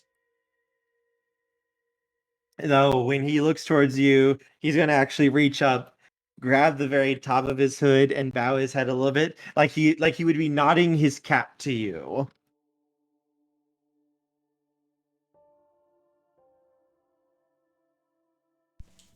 Sorry about that. I thought you were one of the worm's minions. You hear his voice. It's not an adult's voice, but it's not a kid's voice. It sounds like he is, like, if you had to guess an age, like 18, 19 years old. I mean, that is an adult, but okay. I mean, technically he's not 21, so he can't drink. He's not fully an adult yet. He can still drink the blood of his enemies. True. In Finland, they could drink. You can't really see his face, though, at all. But from his voice, he seems like 18, 19 would be a pretty wise guess to make. And he gives a kind of flick of his hand as the puppet that was in front of you comes scurrying back and begins climbing up his leg and up onto his shoulder. Ah, so you are the puppet master then. That'd be me. I figured, well, you really are someone who wants to kill those fuckers. Maybe it wouldn't be too bad letting you see me instead of talking through one of my proxies. Well, great. Perhaps we could even work together.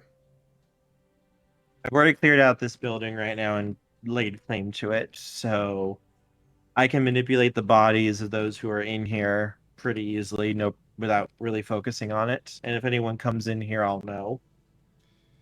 I'm anticipating there being a black spiral here. Do you know where it is?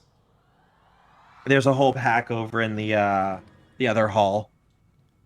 Ah, Right now they're focused specifically on the ritual though at the moment. There's a nasty looking one leading them. I'm going to assume that I may have met the one that's leading them. As he gives you the description of this one, it sounds like it's Luke's brother.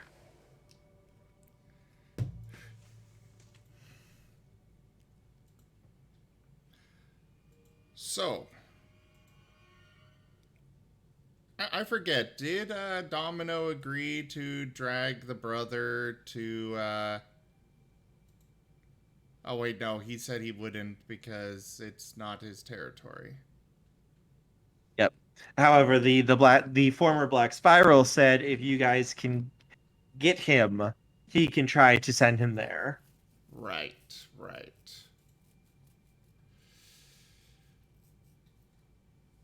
Alright. So first off, I made a promise to basically send the leader there.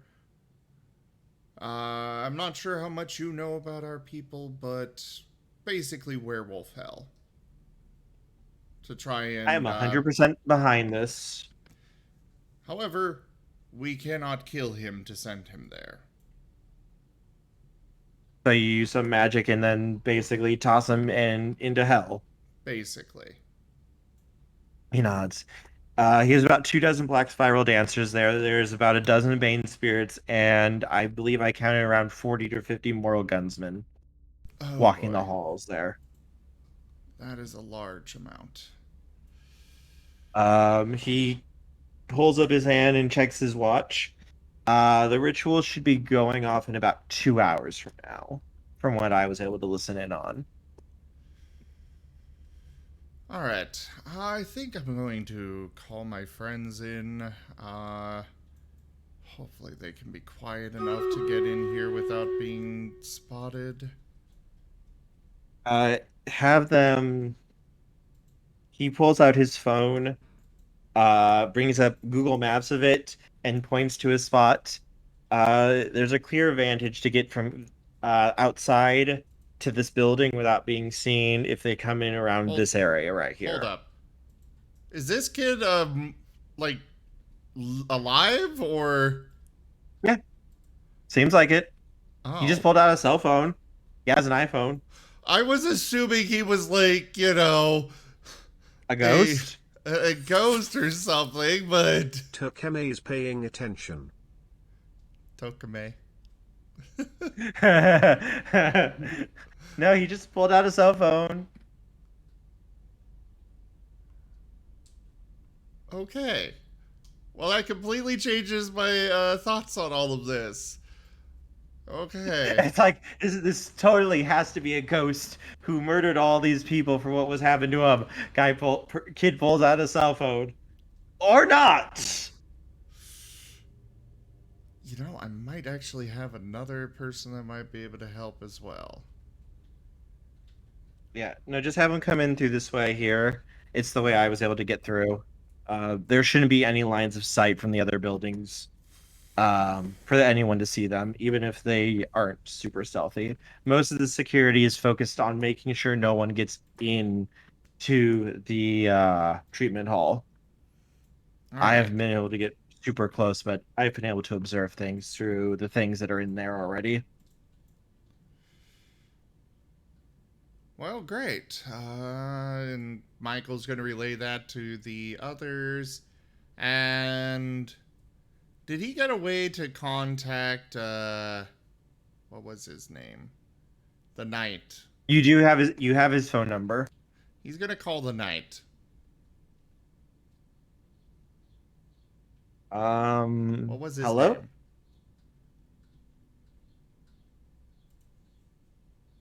Where are my notes? Where are my notes? At least I'm not the only one that forgot his name. No, I know his name. I'm trying to find my notes though, because I have all my stuff written down there. If someone else can find that for me, I would really appreciate it too. So I'm also trying to get stuff up for something else as well.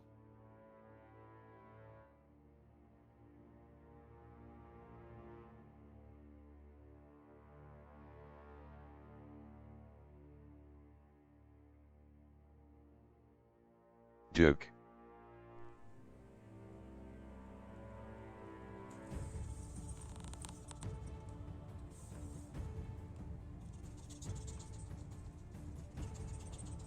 Just gonna call it until I can find his name. I'm just going to call him Jason for now. Hello? Ah, yes. Is this, Mr. Voorhees? Like, I haven't heard that a million times. What can I do for you, though?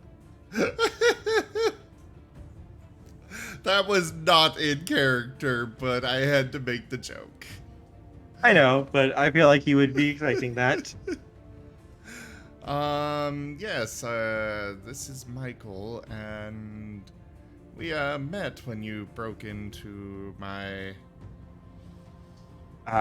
Yep. place. Yes. Yes. Is there something I can help you with? We are at the Sanitorium, and there is a ritual being performed to bring a very big, nasty creature into the world, and, well, there is a lot more people here than my pack and I could really take on. I'm parked actually about a block and a half away from there right now. Why are you so close?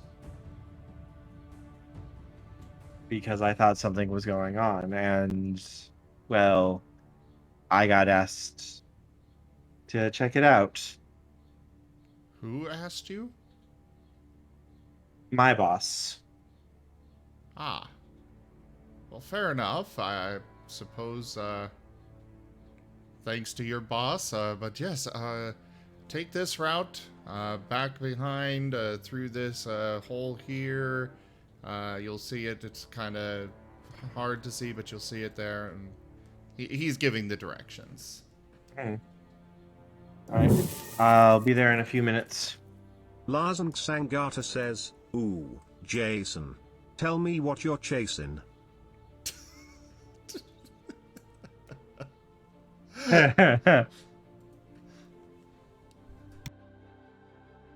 And he will hang up and be on the way. I did not insult the one that I called for help. That was not in character.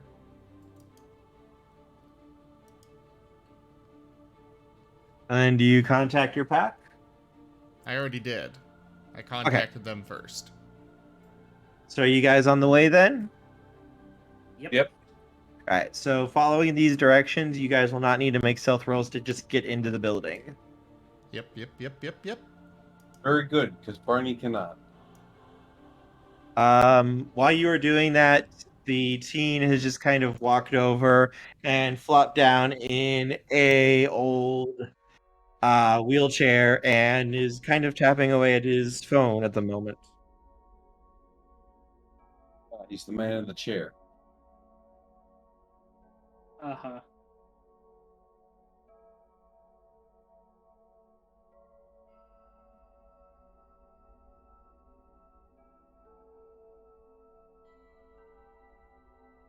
So, what do you guys have for this type of situation? By the way, just to give you a heads up, Michael, if you look at his shadow, you can see things moving in his shadow.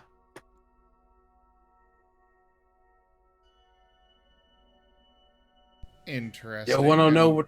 Do I see anything in the spirit realm? That's specifically where you see it. You can see bodies, like what looks like human bodies. You can see smaller, all different types of puppets, and one very, very, very large one that would look like it's like 20 or 30 feet large and shaped similar to a dragon.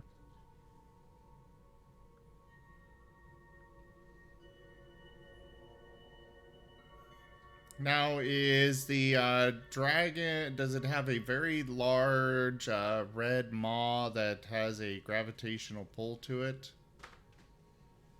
You can't really tell. It does look more serpentine though. So it seems like more like an eastern dragon than a western dragon.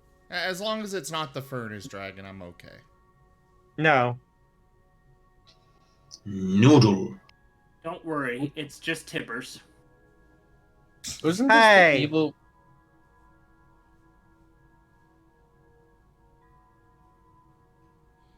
What? Wasn't this the evil force that was on like the east side of the Earth? Spirit underscore Starpaw says ha ha. That laughing sound, though? Ha ha. But yeah, no, he just kind of flopped in the chair and he's tapping away at his phone. So you wanted to know what we had for this? He glances up from his phone as you guys start to come in. Hey there. Welcome to the party.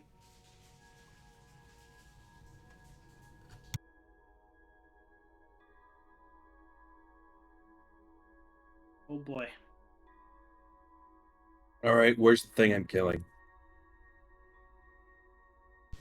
The other building, and currently surrounded by 2 dozens black spirals. And wait, was the hunt specifically called on Lupe's brother? That just No. occurred to me. It was No, it was the phone call guy. Yeah, the different person. It was a different voice. Okay, good. I specifically called a hunt on the phone guy. Okay. He is likely going to be the person running the ritual. Lupe's brother is likely there as muscle and to make sure everything works the way it's supposed to work. He's the manager. The manager doesn't do the work. That's what he has employees for.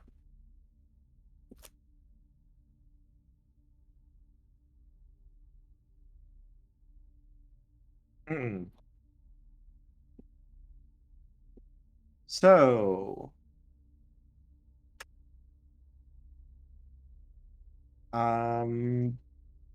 But yeah. introductions maybe? Well, I've got one more coming. I wanted to wait for him to get here, and then we can introduce and make a plan for this.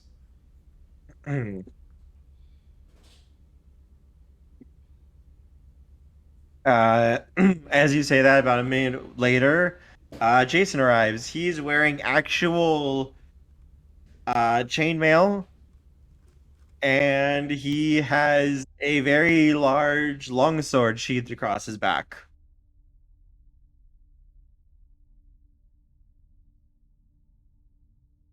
I'm guessing this is the place. Jason asks as he walks in. That it is.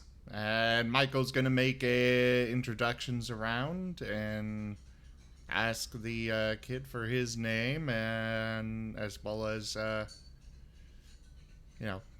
relay the whole situation again.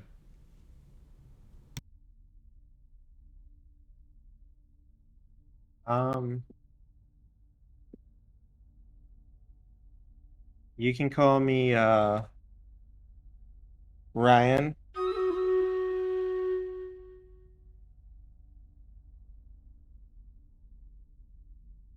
I'm 19 years old.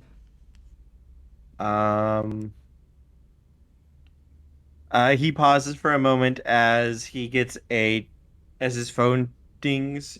And he glances down before looking up. Oh, apparently I'm supposed to tell you Tilo says hi. Or Tio says hi. Am I Tio. supposed to know who that is? Think back to session 1. Dio means uncle.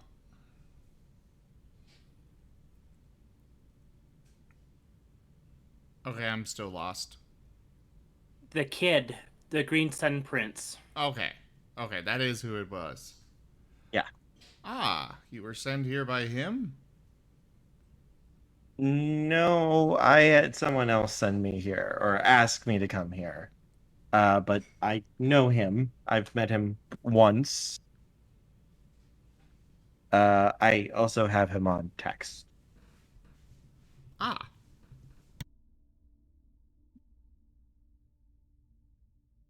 No, I'm here on spirit business.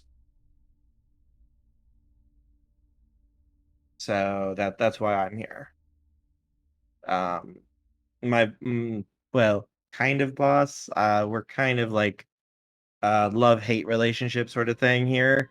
Really, really hates this place and doesn't like what these people are going to be trying to do. So he wanted me to fuck it up, and well, usually I hate him telling me what to do, but I mean, worse things can't happen to better people in my mind. So here I am.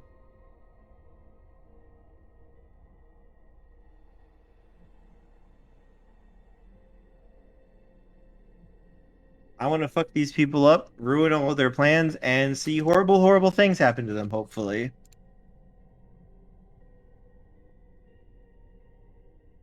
Hello, Jeffer. Hi, Jaffer.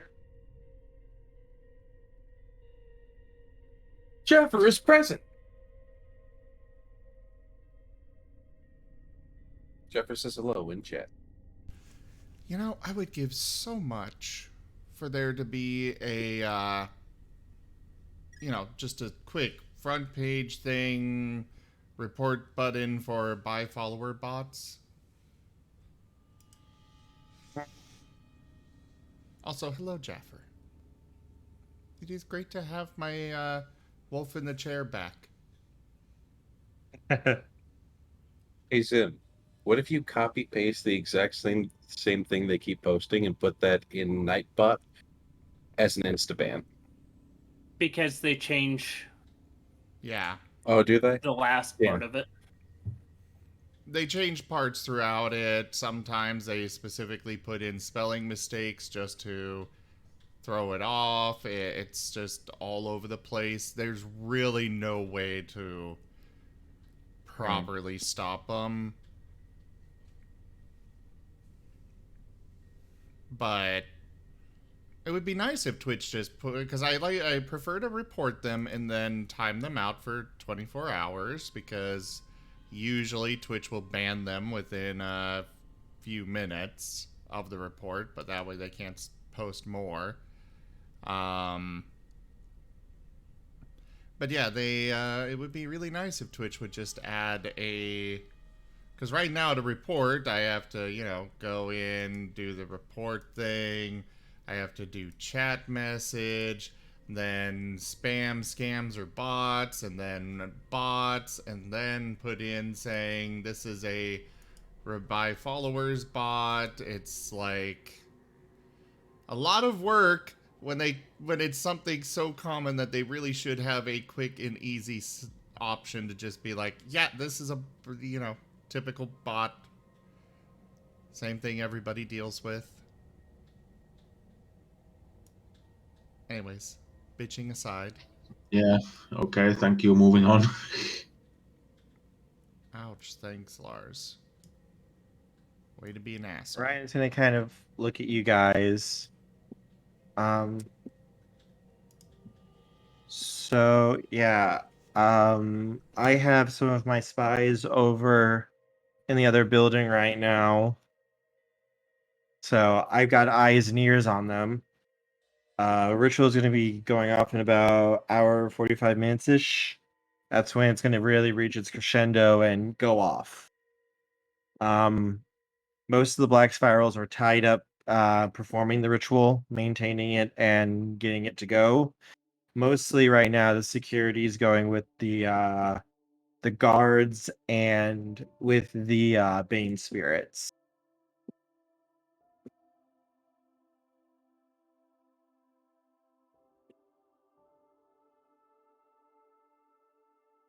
But if this thing goes off, the spirals are going to be free to do whatever the fuck they want. So I was planning to try to hit them before they can finish everything. Try to make it blow up in their faces.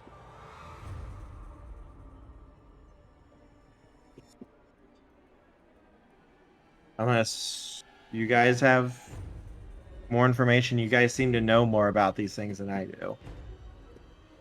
Well, we dealt with some spirits and switched out some of their components. He's gonna pause and nod slowly. That's going to... I am really glad I didn't do that then. Alright. In that case, I might recommend that we hit them when the ritual goes off then. Because whatever thing they're trying to call probably isn't going to show up in a too happy mood, and it's probably going to do some... It's probably going to take its frustrations out on whoever's there in the same room with it. Do we want them to be able to summon it, though?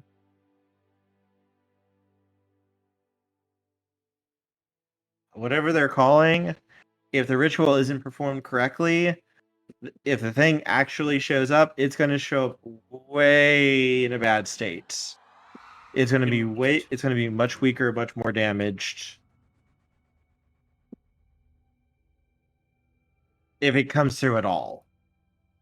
For all I know, the ritual is going to fail, and half of them are going to get ripped into the spirit world or get torn apart.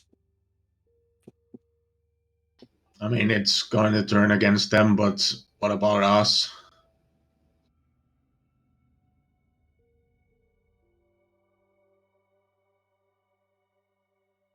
I mean, the thing is, I'd rather face a weakened spirit than 24 angry werewolves, personally. To be fair, you guys are all werewolves too, so maybe it's not as big of a deal to you guys. I only have so many puppets, though, and I only have a couple that are armed with silver.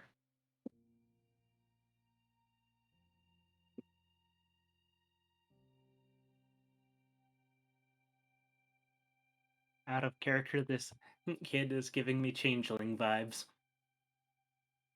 He is not a changeling.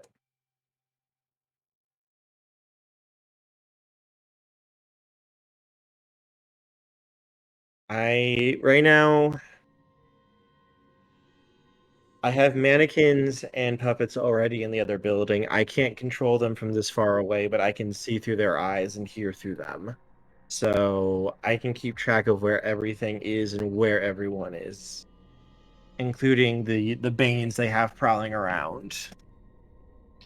Is it So, is it within the realm of possibility for me to have silver bullets for my M24?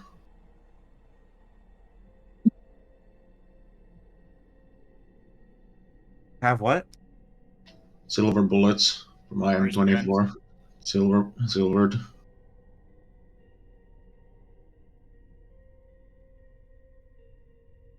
Yeah, my What rifle. are those? It's a rifle with a range of 800 meters. I mean, if a civilian can get it, yeah, it's not a problem.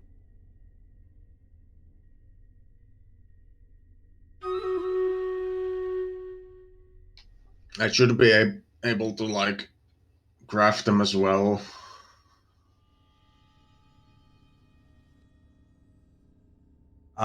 As long as it is a legal weapon to own in the United States, yeah, you can have it. It's not that big a deal.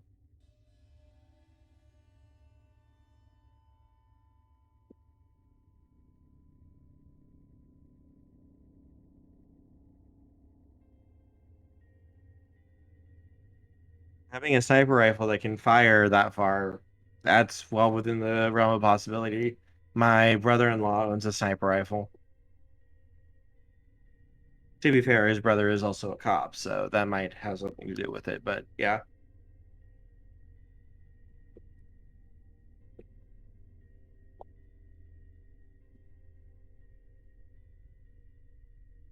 Yeah, I don't see really what the problem would be. That wouldn't be a problem at all. And then all of a sudden they wake up a mummy.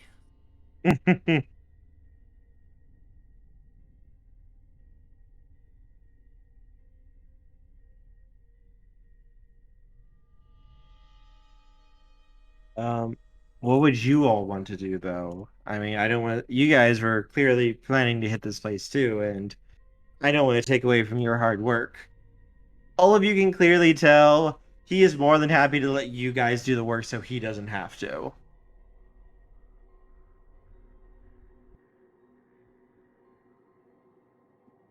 Have you ever You don't killed a even need man? to. What'd you say? Have you ever killed a man? Did you not see about 30 or so dead bodies when you were coming up here? Fair enough. No, I don't mind killing if I believe it's for the right reason. And most of these people deserve what they get. To be fair, that could have been my colleague, so. The people here are owned by Pentex. They're one of their subsidies.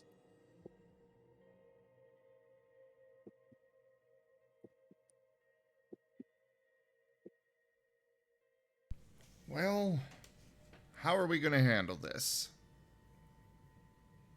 My I can offer you specialty my is the advice. stealth. Right now, their ritual is being held on the top floor. Security is prowling along the lower floors, and there are some guards on the stairwells as well. I would prefer to avoid killing anyone that's innocent, that is not actually possessed, who may just be doing a job. Then don't put him in front of me. He's gonna kind of pause and consider that for a moment. These people are being. These people are working for Pentex. If they're here, it's likely they're in the know. If they're running security at the sites. With this particular location, I would agree. But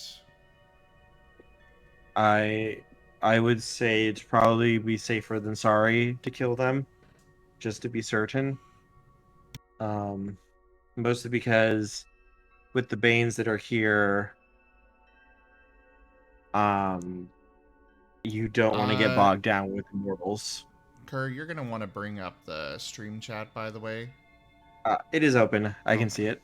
To answer your question, Jaffer, this is an abandoned sanitarium that they're at the moment. It's crawling with security guards. Yeah, there's no power, there's no electricity. There are probably generators set up, you could guess, to supply power to the top floor, just so they can have power for the ritual and everything. So they can have lights and all that stuff for there. But odds are good that they also have flashlights and everything too.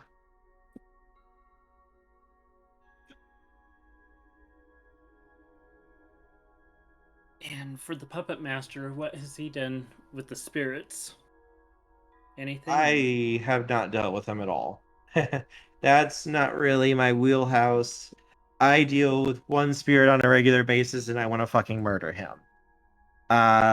Mostly I came about a day and a half ago at about noon, and I just dropped off my puppets and the mannequins just to have my eyes and ears here for when this was going to go down. Okay. I wasn't bothered during the day.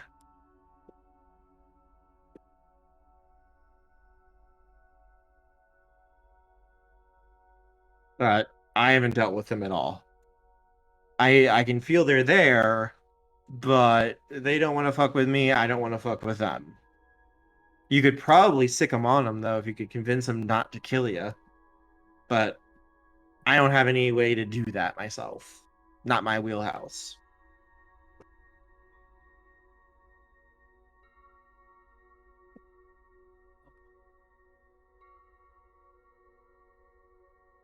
Barney is watching and waiting.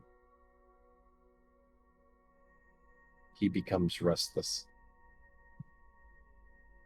Who wants to donate a little blood?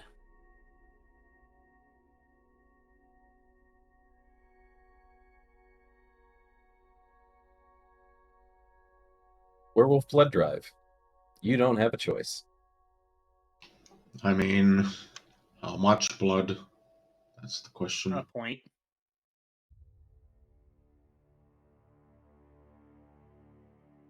This is Well- basically a sacrifice for the spirits. Well, sure. Evan takes his knife ready. Don't have any actual I mean- rights for the spirit. Jaffer, you do still have, you know, claws and stuff. And a sniper rifle. That too. This would basically be this would basically be just a general calling. You don't need an actual specific right to do this. Because you're not actually trying to call a spirit of your kind, you're trying to call a spirit of a mortal. You're trying to call a ghost, which is different.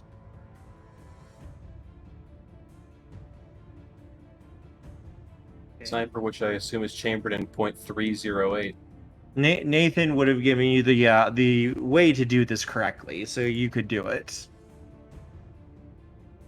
If that's what you want to do. Okay. And anybody have an idea what we could offer it? The big issue here is you don't know who you're going to get, so you don't know necessarily what it could want.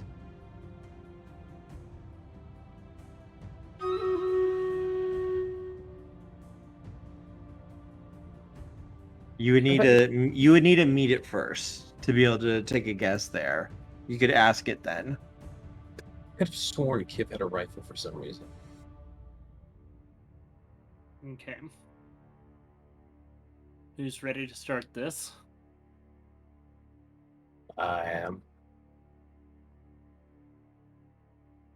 You see Barney take out his phone, open Pandora, turn on the Doom soundtrack, and then put his headphones in. I like him. I'm kidding, that doesn't actually happen, but I thought it was a funny image. So basically what you need to do is create a circle of blood and then use the rest of the blood in the center of the circle. Speak the words, call the spirits, and make an offering of the blood to it. And then roll intelligence plus occults with a specialty if you have in spirits.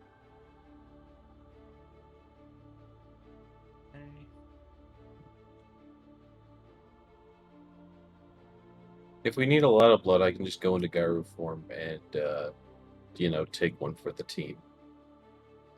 I can just bandage myself up pretty handily. You're werewolves. You would heal almost instantly, so it wouldn't be a big deal to get the blood from you guys. We heal per tick Yeah, on that type of damage. which is basically by second.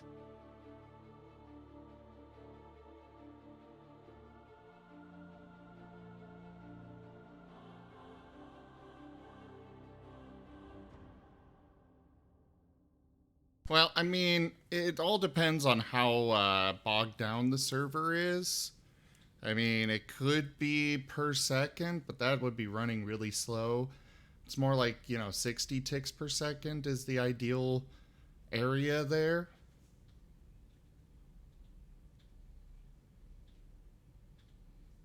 As a werewolf, I really don't want to have any ticks.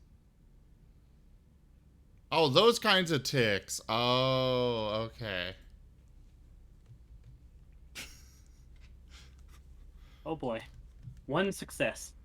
Kerr's It's a gonna kill me. success, at least.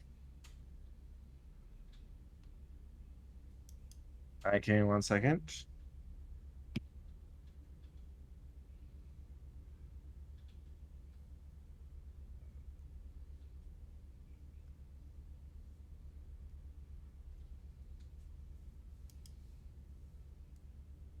I'm responding to Jaffer. Well, respond in Um, voice. No, it was he gave me a massive message in Discord and I was responding to him real quick. Oh. It was something for Exalted. Oh, okay. But yes, that is enough. And you see, as you begin the ritual and call, you see the lights that you guys have, like the flashlights, the phone lights begin to flicker.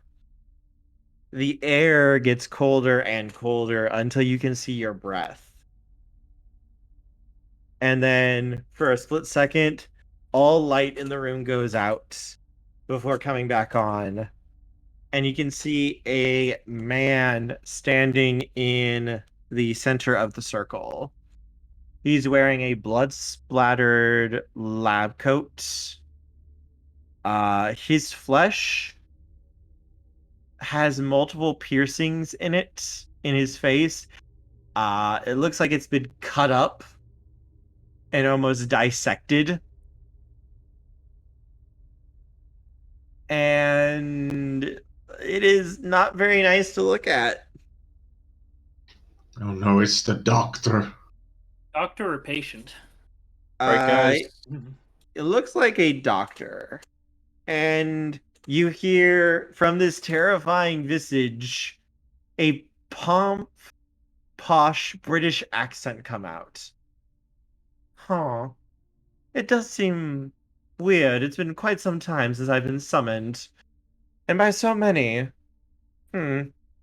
Yes, the doctor will see you now. What is it?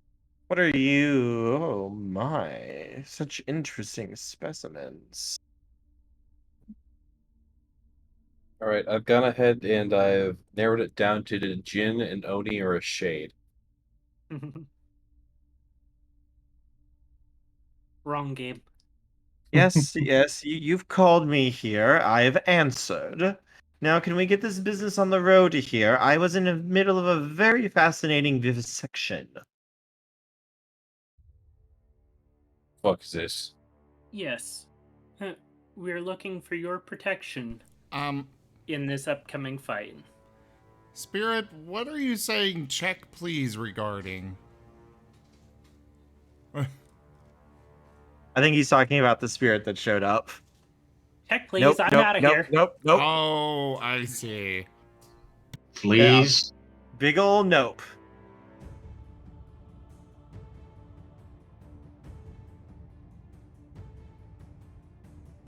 You know he's evil. He's British. Oh no. Not the British!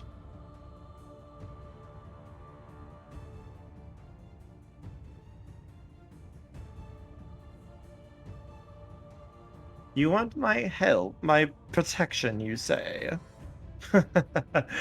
Oh, it's true, those uppity living creatures that are currently invading my laboratory and causing such discord in my work are frustrating, and I would like to see them gone.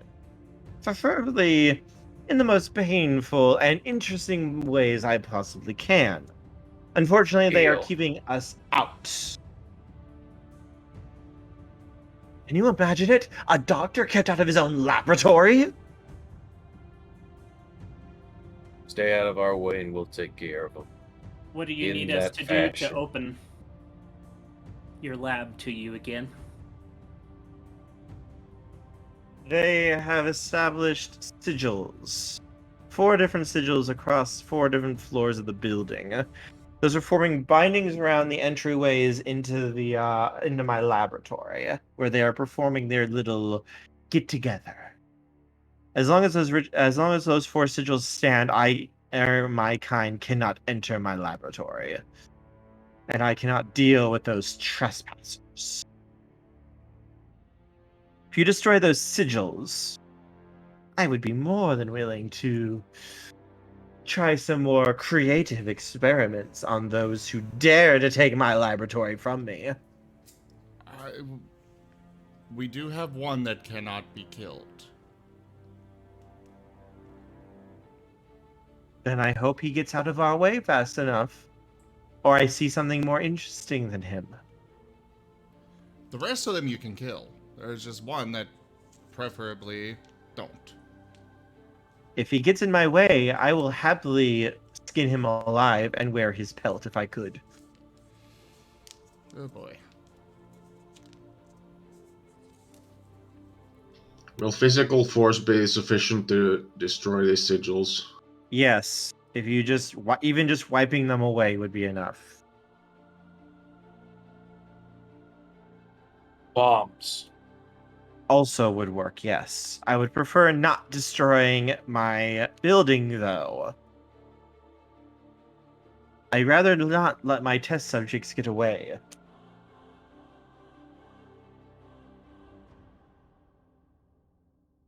Granted.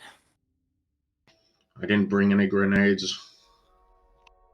I would be more than willing to allow you all safe passage from myself and my men and our patients if you would do me this favor, because I will not be kept out of my laboratory by those living things.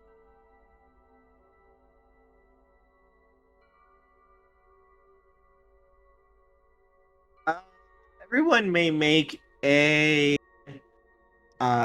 presence plus empathy roll.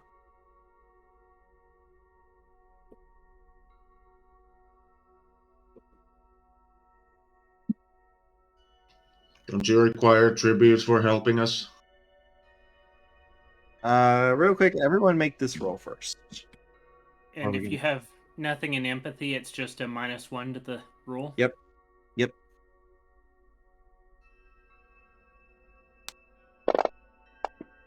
I'm gonna go ahead and activate Barney's behavior blend here and just auto fail.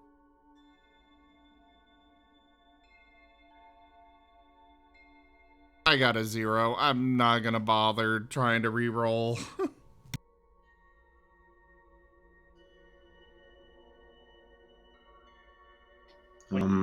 Mine's 3. And Is Kim's that- 2. Yeah. Okay. And it looks like Nevin got 1 success. Perry and Nevin, both of you. For Michael and Barney, yep, this guy is totally legit. Totally legit. He wants to get his lab back. He wants to murder these things. He's on our side. Perry and Nevin, this guy fully intends to fucking stab you guys in the back. The moment that he clears out the people in his laboratory, he is going to come after you guys too.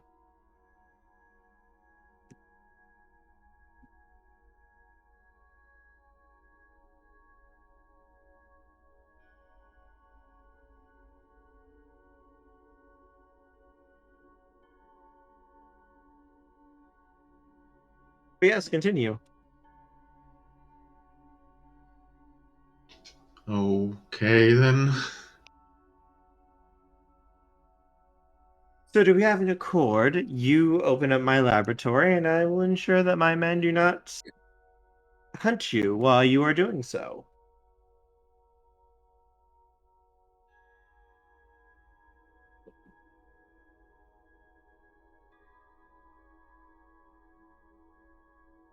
I'm looking through my skills right now. Yeah, you guys are dealing with the Spectre. And it's not a good one. This is a very, very dark spirit. No, it's not a specter. Like I said before, it's either a shade, a djinn, or an oni. I need to see if it can write in a diary. I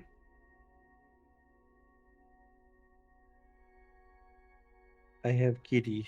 Kitty is loving me. She is giving me little licks.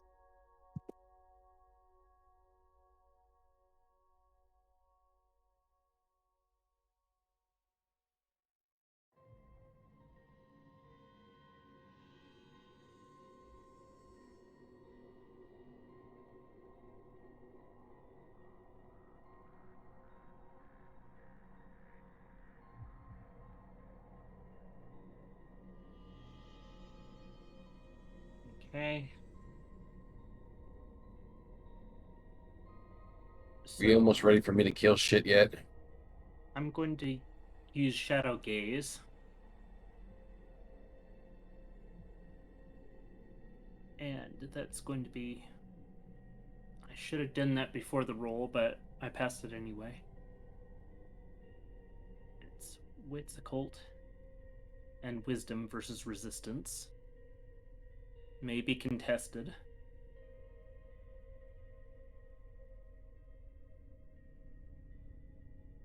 I should state in like 90% of facets, counting Barney here, he is not usually like this, as given the rest of the pack knows him, they would know he is not normally like this.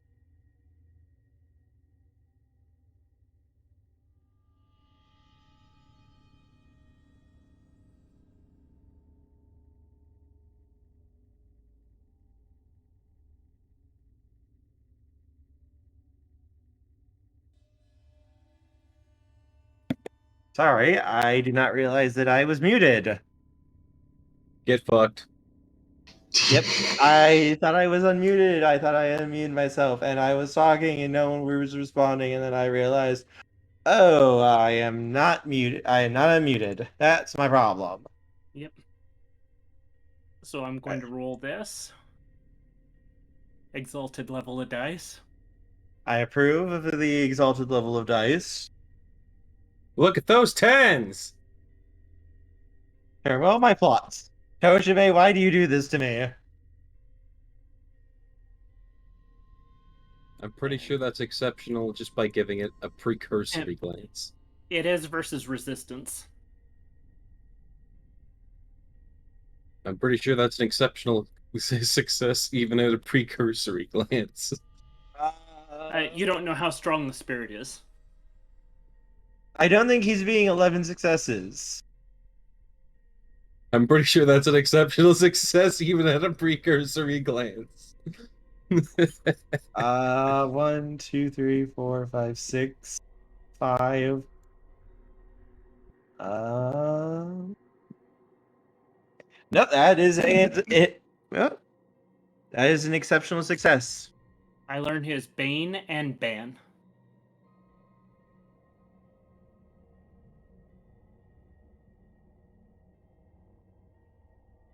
Oh.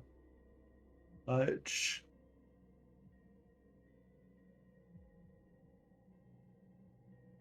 So for these types of spirits, they don't technically have that. But for him specifically, he is bound to this site. He cannot leave it. And this place serves as his anchor point.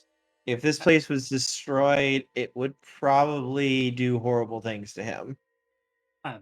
Let me read what this ability does. This adds my wisdom renown to all empathy rolls when interacting with spirits in the Ridden.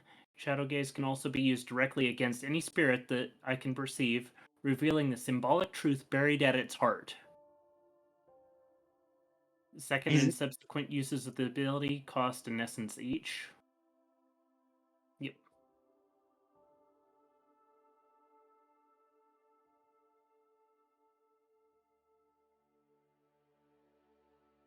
I think you just broke her.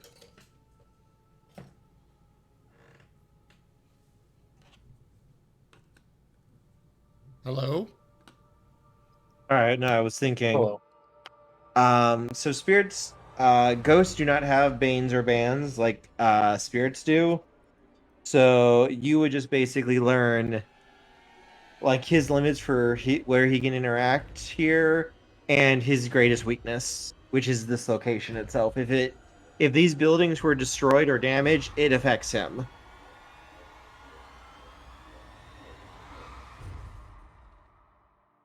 So he is very much, if you guys threaten this place, he is very much going to call everyone off to protect the sanitarium. He cannot allow it to be damaged.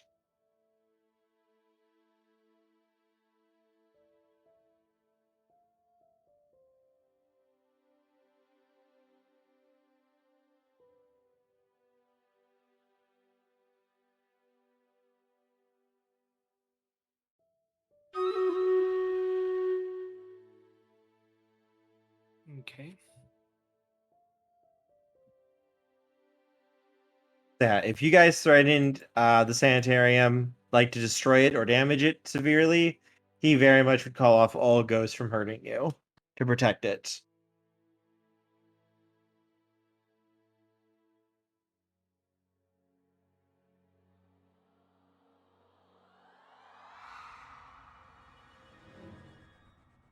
Okay, I think we could make the deal.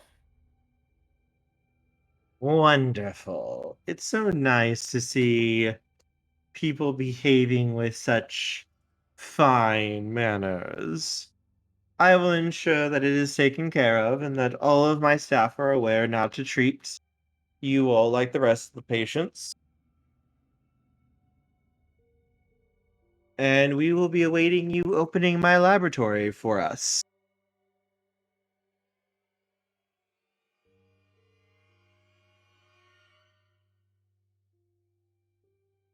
And he looks down. If you could open the circle so I could leave, please. Anybody else have anything that you want to deal with him?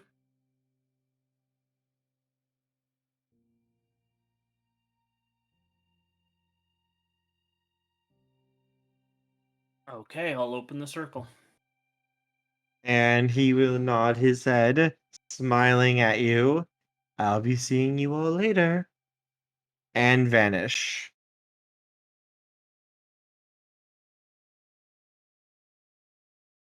Ryan is just kind of going to stare for a minute before looking at all of you and go, "You know he's going to betray us, right?"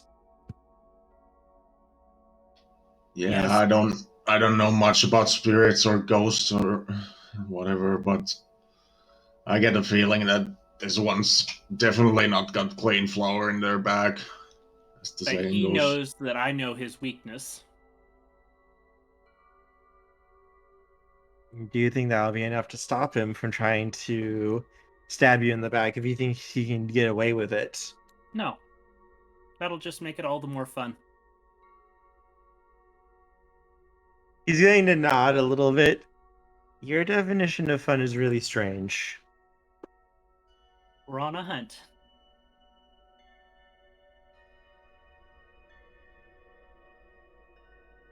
I still got my secret weapon ready in case.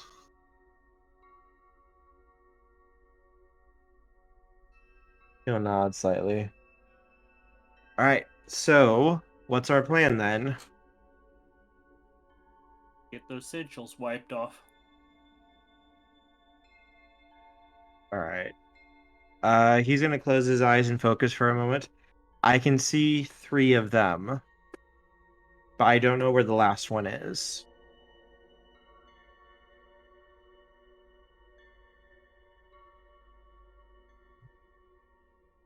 So who wants to deal with which sigil?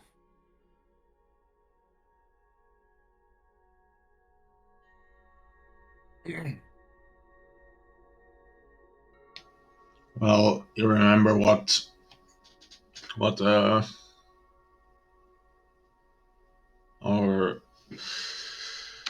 Sin Eater friend said about splitting up? Mm-hmm. But we have the spirit's protection right now since we're assisting him. Yeah. He's not going to try to stab you in the back until after you open up the laboratory and he can clear out the people who are in there. It's just the moment that battle is taken care of, he is going to be coming after you.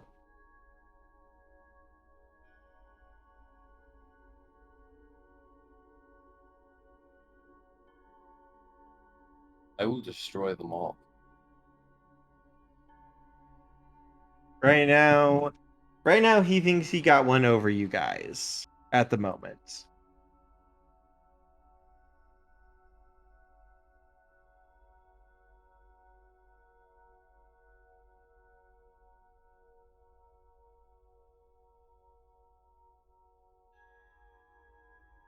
I'll listen to Perry if he's got any advice to give.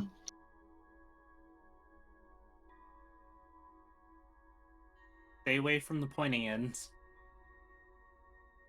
You guys could.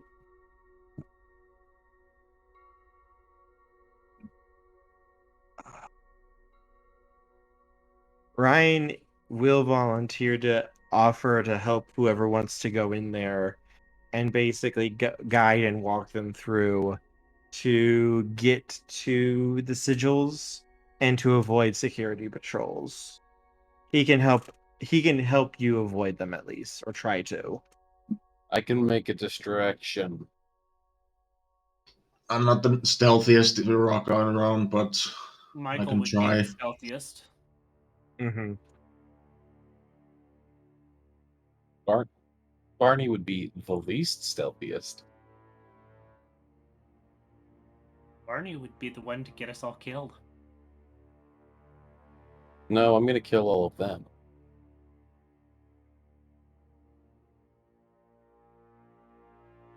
What would stealth would probably be dexterity, right? Yes. I would have 1 dice for stealth.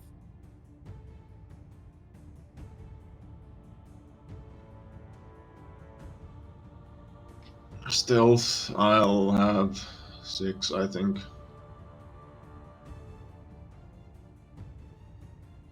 Barney's got 2 dexterity and no points in stealth.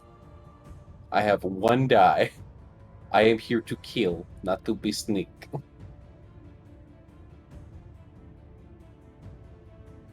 Punch first. Ask questions while punching. I have a specialty in stealth and darkness. There's plenty of that around right now. 3 points and dexterity 2. I have specialty for hunting things and for claw.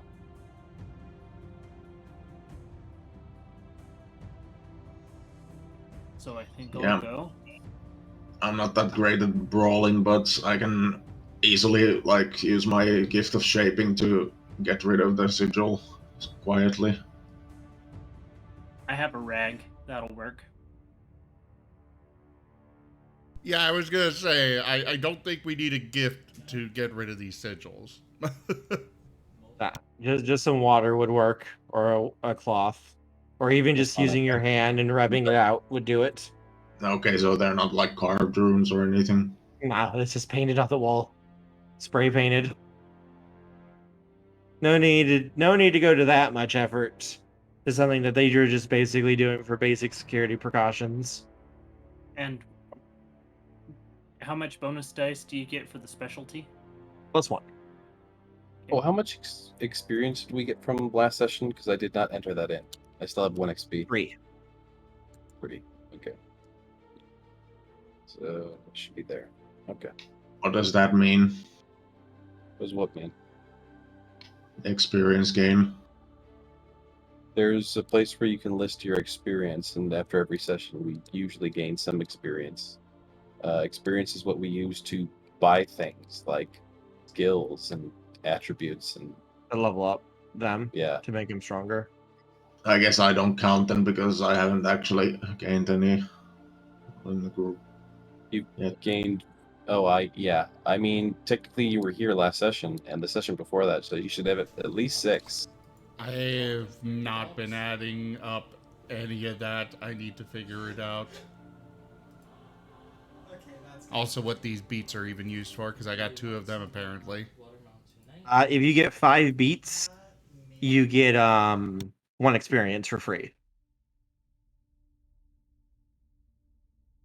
Basically, whenever something really bad happens to you guys, or you guys accept a penalty, Like, if you had botched, I would have given you a beat, but you used your willpower to keep re-rolling.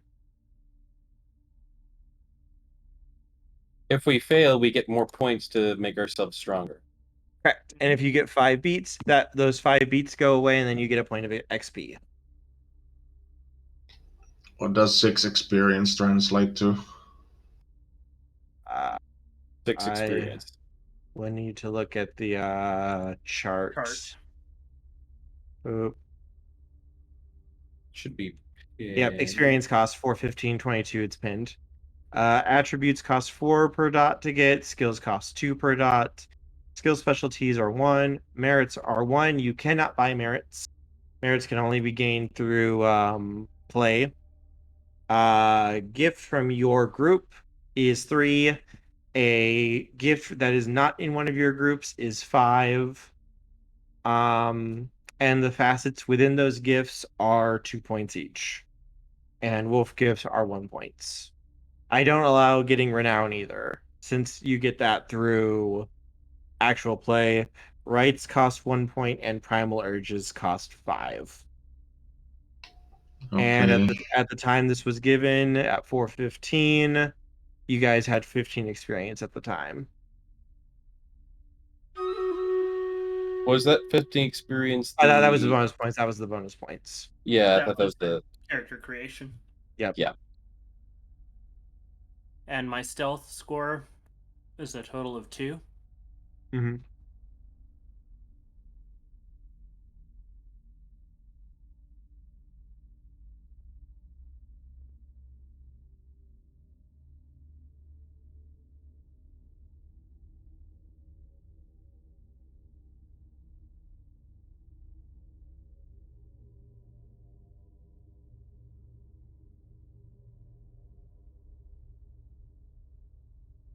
Yes. Let's figure out what you guys want to do, and we'll get this set up.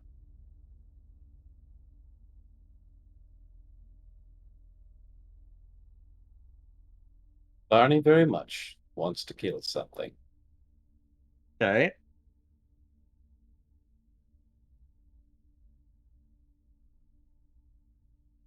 I want to get these sigils rubbed out before we get to the fight. Yeah.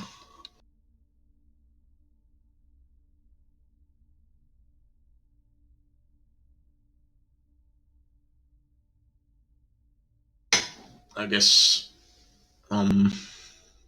Would alcohol be sufficient to wipe out the Literally, water, Just- hands, anything. It does not Lars, you are require much. overthinking this a lot. He literally just I mean- said wiping it with your hand would work. As long as I you mean, just there's break. different kinds of spray paint, to be fair. Yeah, no. As long as you can just smear the symbol, just using a simple cloth or rag can do it. We have claws. Yeah, you're slashing a claw through the wall would be sufficient to disrupt the symbol. But it might anger the ghost. Nah, they wouldn't be angry at that because you're not actually technically like breaking. That's just like causing like basic damage to the building, but it's not actually disrupting Yeah, anything. but doesn't that cause noise as well? A little. So I does mean- walking. It wouldn't cause that much noise. It's just like crack. There might be like a small sound on that general area within like that 10 feet. But if there's no one really around at the time you do it, you should be fine.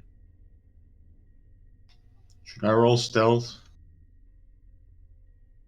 If you are, like I said, we're gonna be figuring out what like your guys' plan is going to be, what you guys want to do.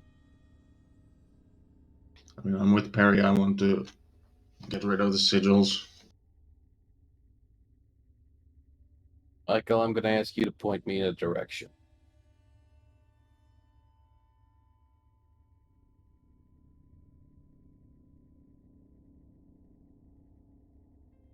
I would say destroy the sigils, and then probably try to extract Lupe's brother, because I've got the feeling the spirits can handle everything from there.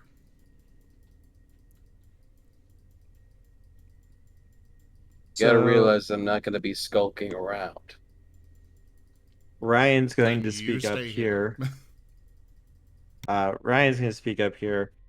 I would say if we really want to get their goat, time us going for the sigils for the time of the completion of the ritual. Let hell really break loose the moment they try to finish the ritual, summon whatever they're summoning, and then unleash a horde of angry ghosts on their asses. Sounds good to me. We just need to find that last sigil. It's not. I can tell you where it's not.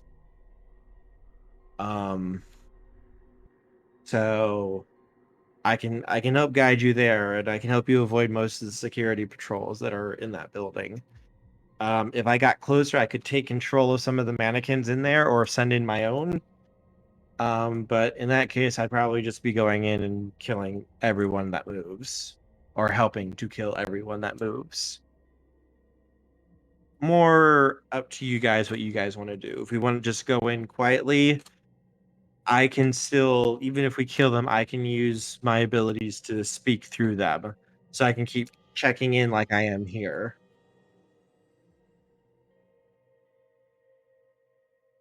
You can leave killing everything that moves to me. But we run the risk of getting found out that way. If we don't kill something quickly, it could sound the alarm. Oh, don't you worry. Quickly is my specialty.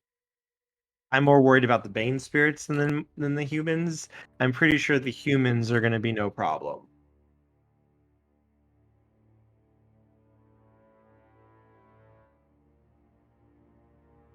But I'll leave it up to you guys. You guys seem to know what you're doing. Yeah, let's get these marked out right at the time. Everybody ready? I suppose, yes. Alright, and sync watches now.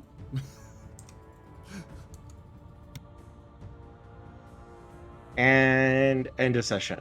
Because this is going to be a very big thing you guys are going to be walking into with this. This is probably going to take like 2 or 3 hours to get through, and we don't have that time right now.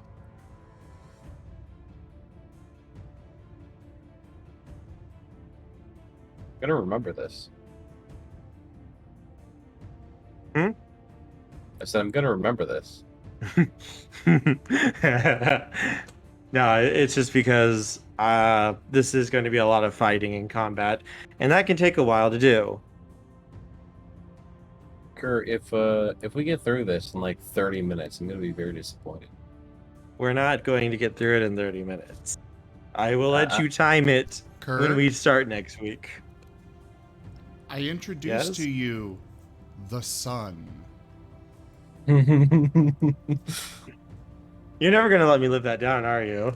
Absolutely not. Do you underestimate me, boy? If you really wanted to cause some damage, go for the generators, get the gas. Like 80 years from now, we're going to be, laying in our deathbed, and I'm just going to look over and be like, you remember that time when Toshime pulled out the sun and vaporized your army? Are you going to last 80 more years? Falls out Probably of not. hello. Yeah, 80, Pushes 80 the more pillow years against and your face. how long been gone. Shh. Shh. Go to sleep. Go to sleep. It'll all be over soon. Shh. Listen, I'm willing to put enough faith into modern technology and medicine to say that we'll last 80 more years. It depends on Zim, though.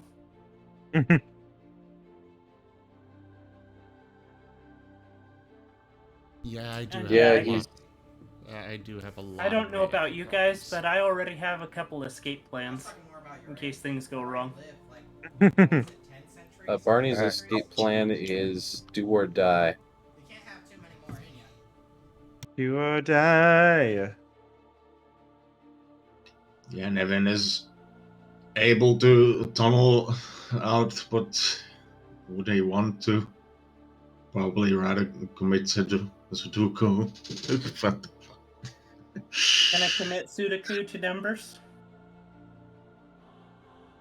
So let's get everyone ready for Exalted. Let's make sure everyone is ready. Did everyone get your charms figured out? Hold up, I gotta wrap up this stream first, you know. Fair. You're getting ahead of yourself. I mean, you Yes, I am. brought up a Marten video, so we gotta wait for that adorable little guy to get his, her, get her time in the limelight here, you know? Fair.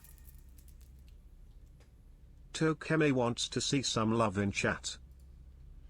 Alright, let's see that love in chat, everybody.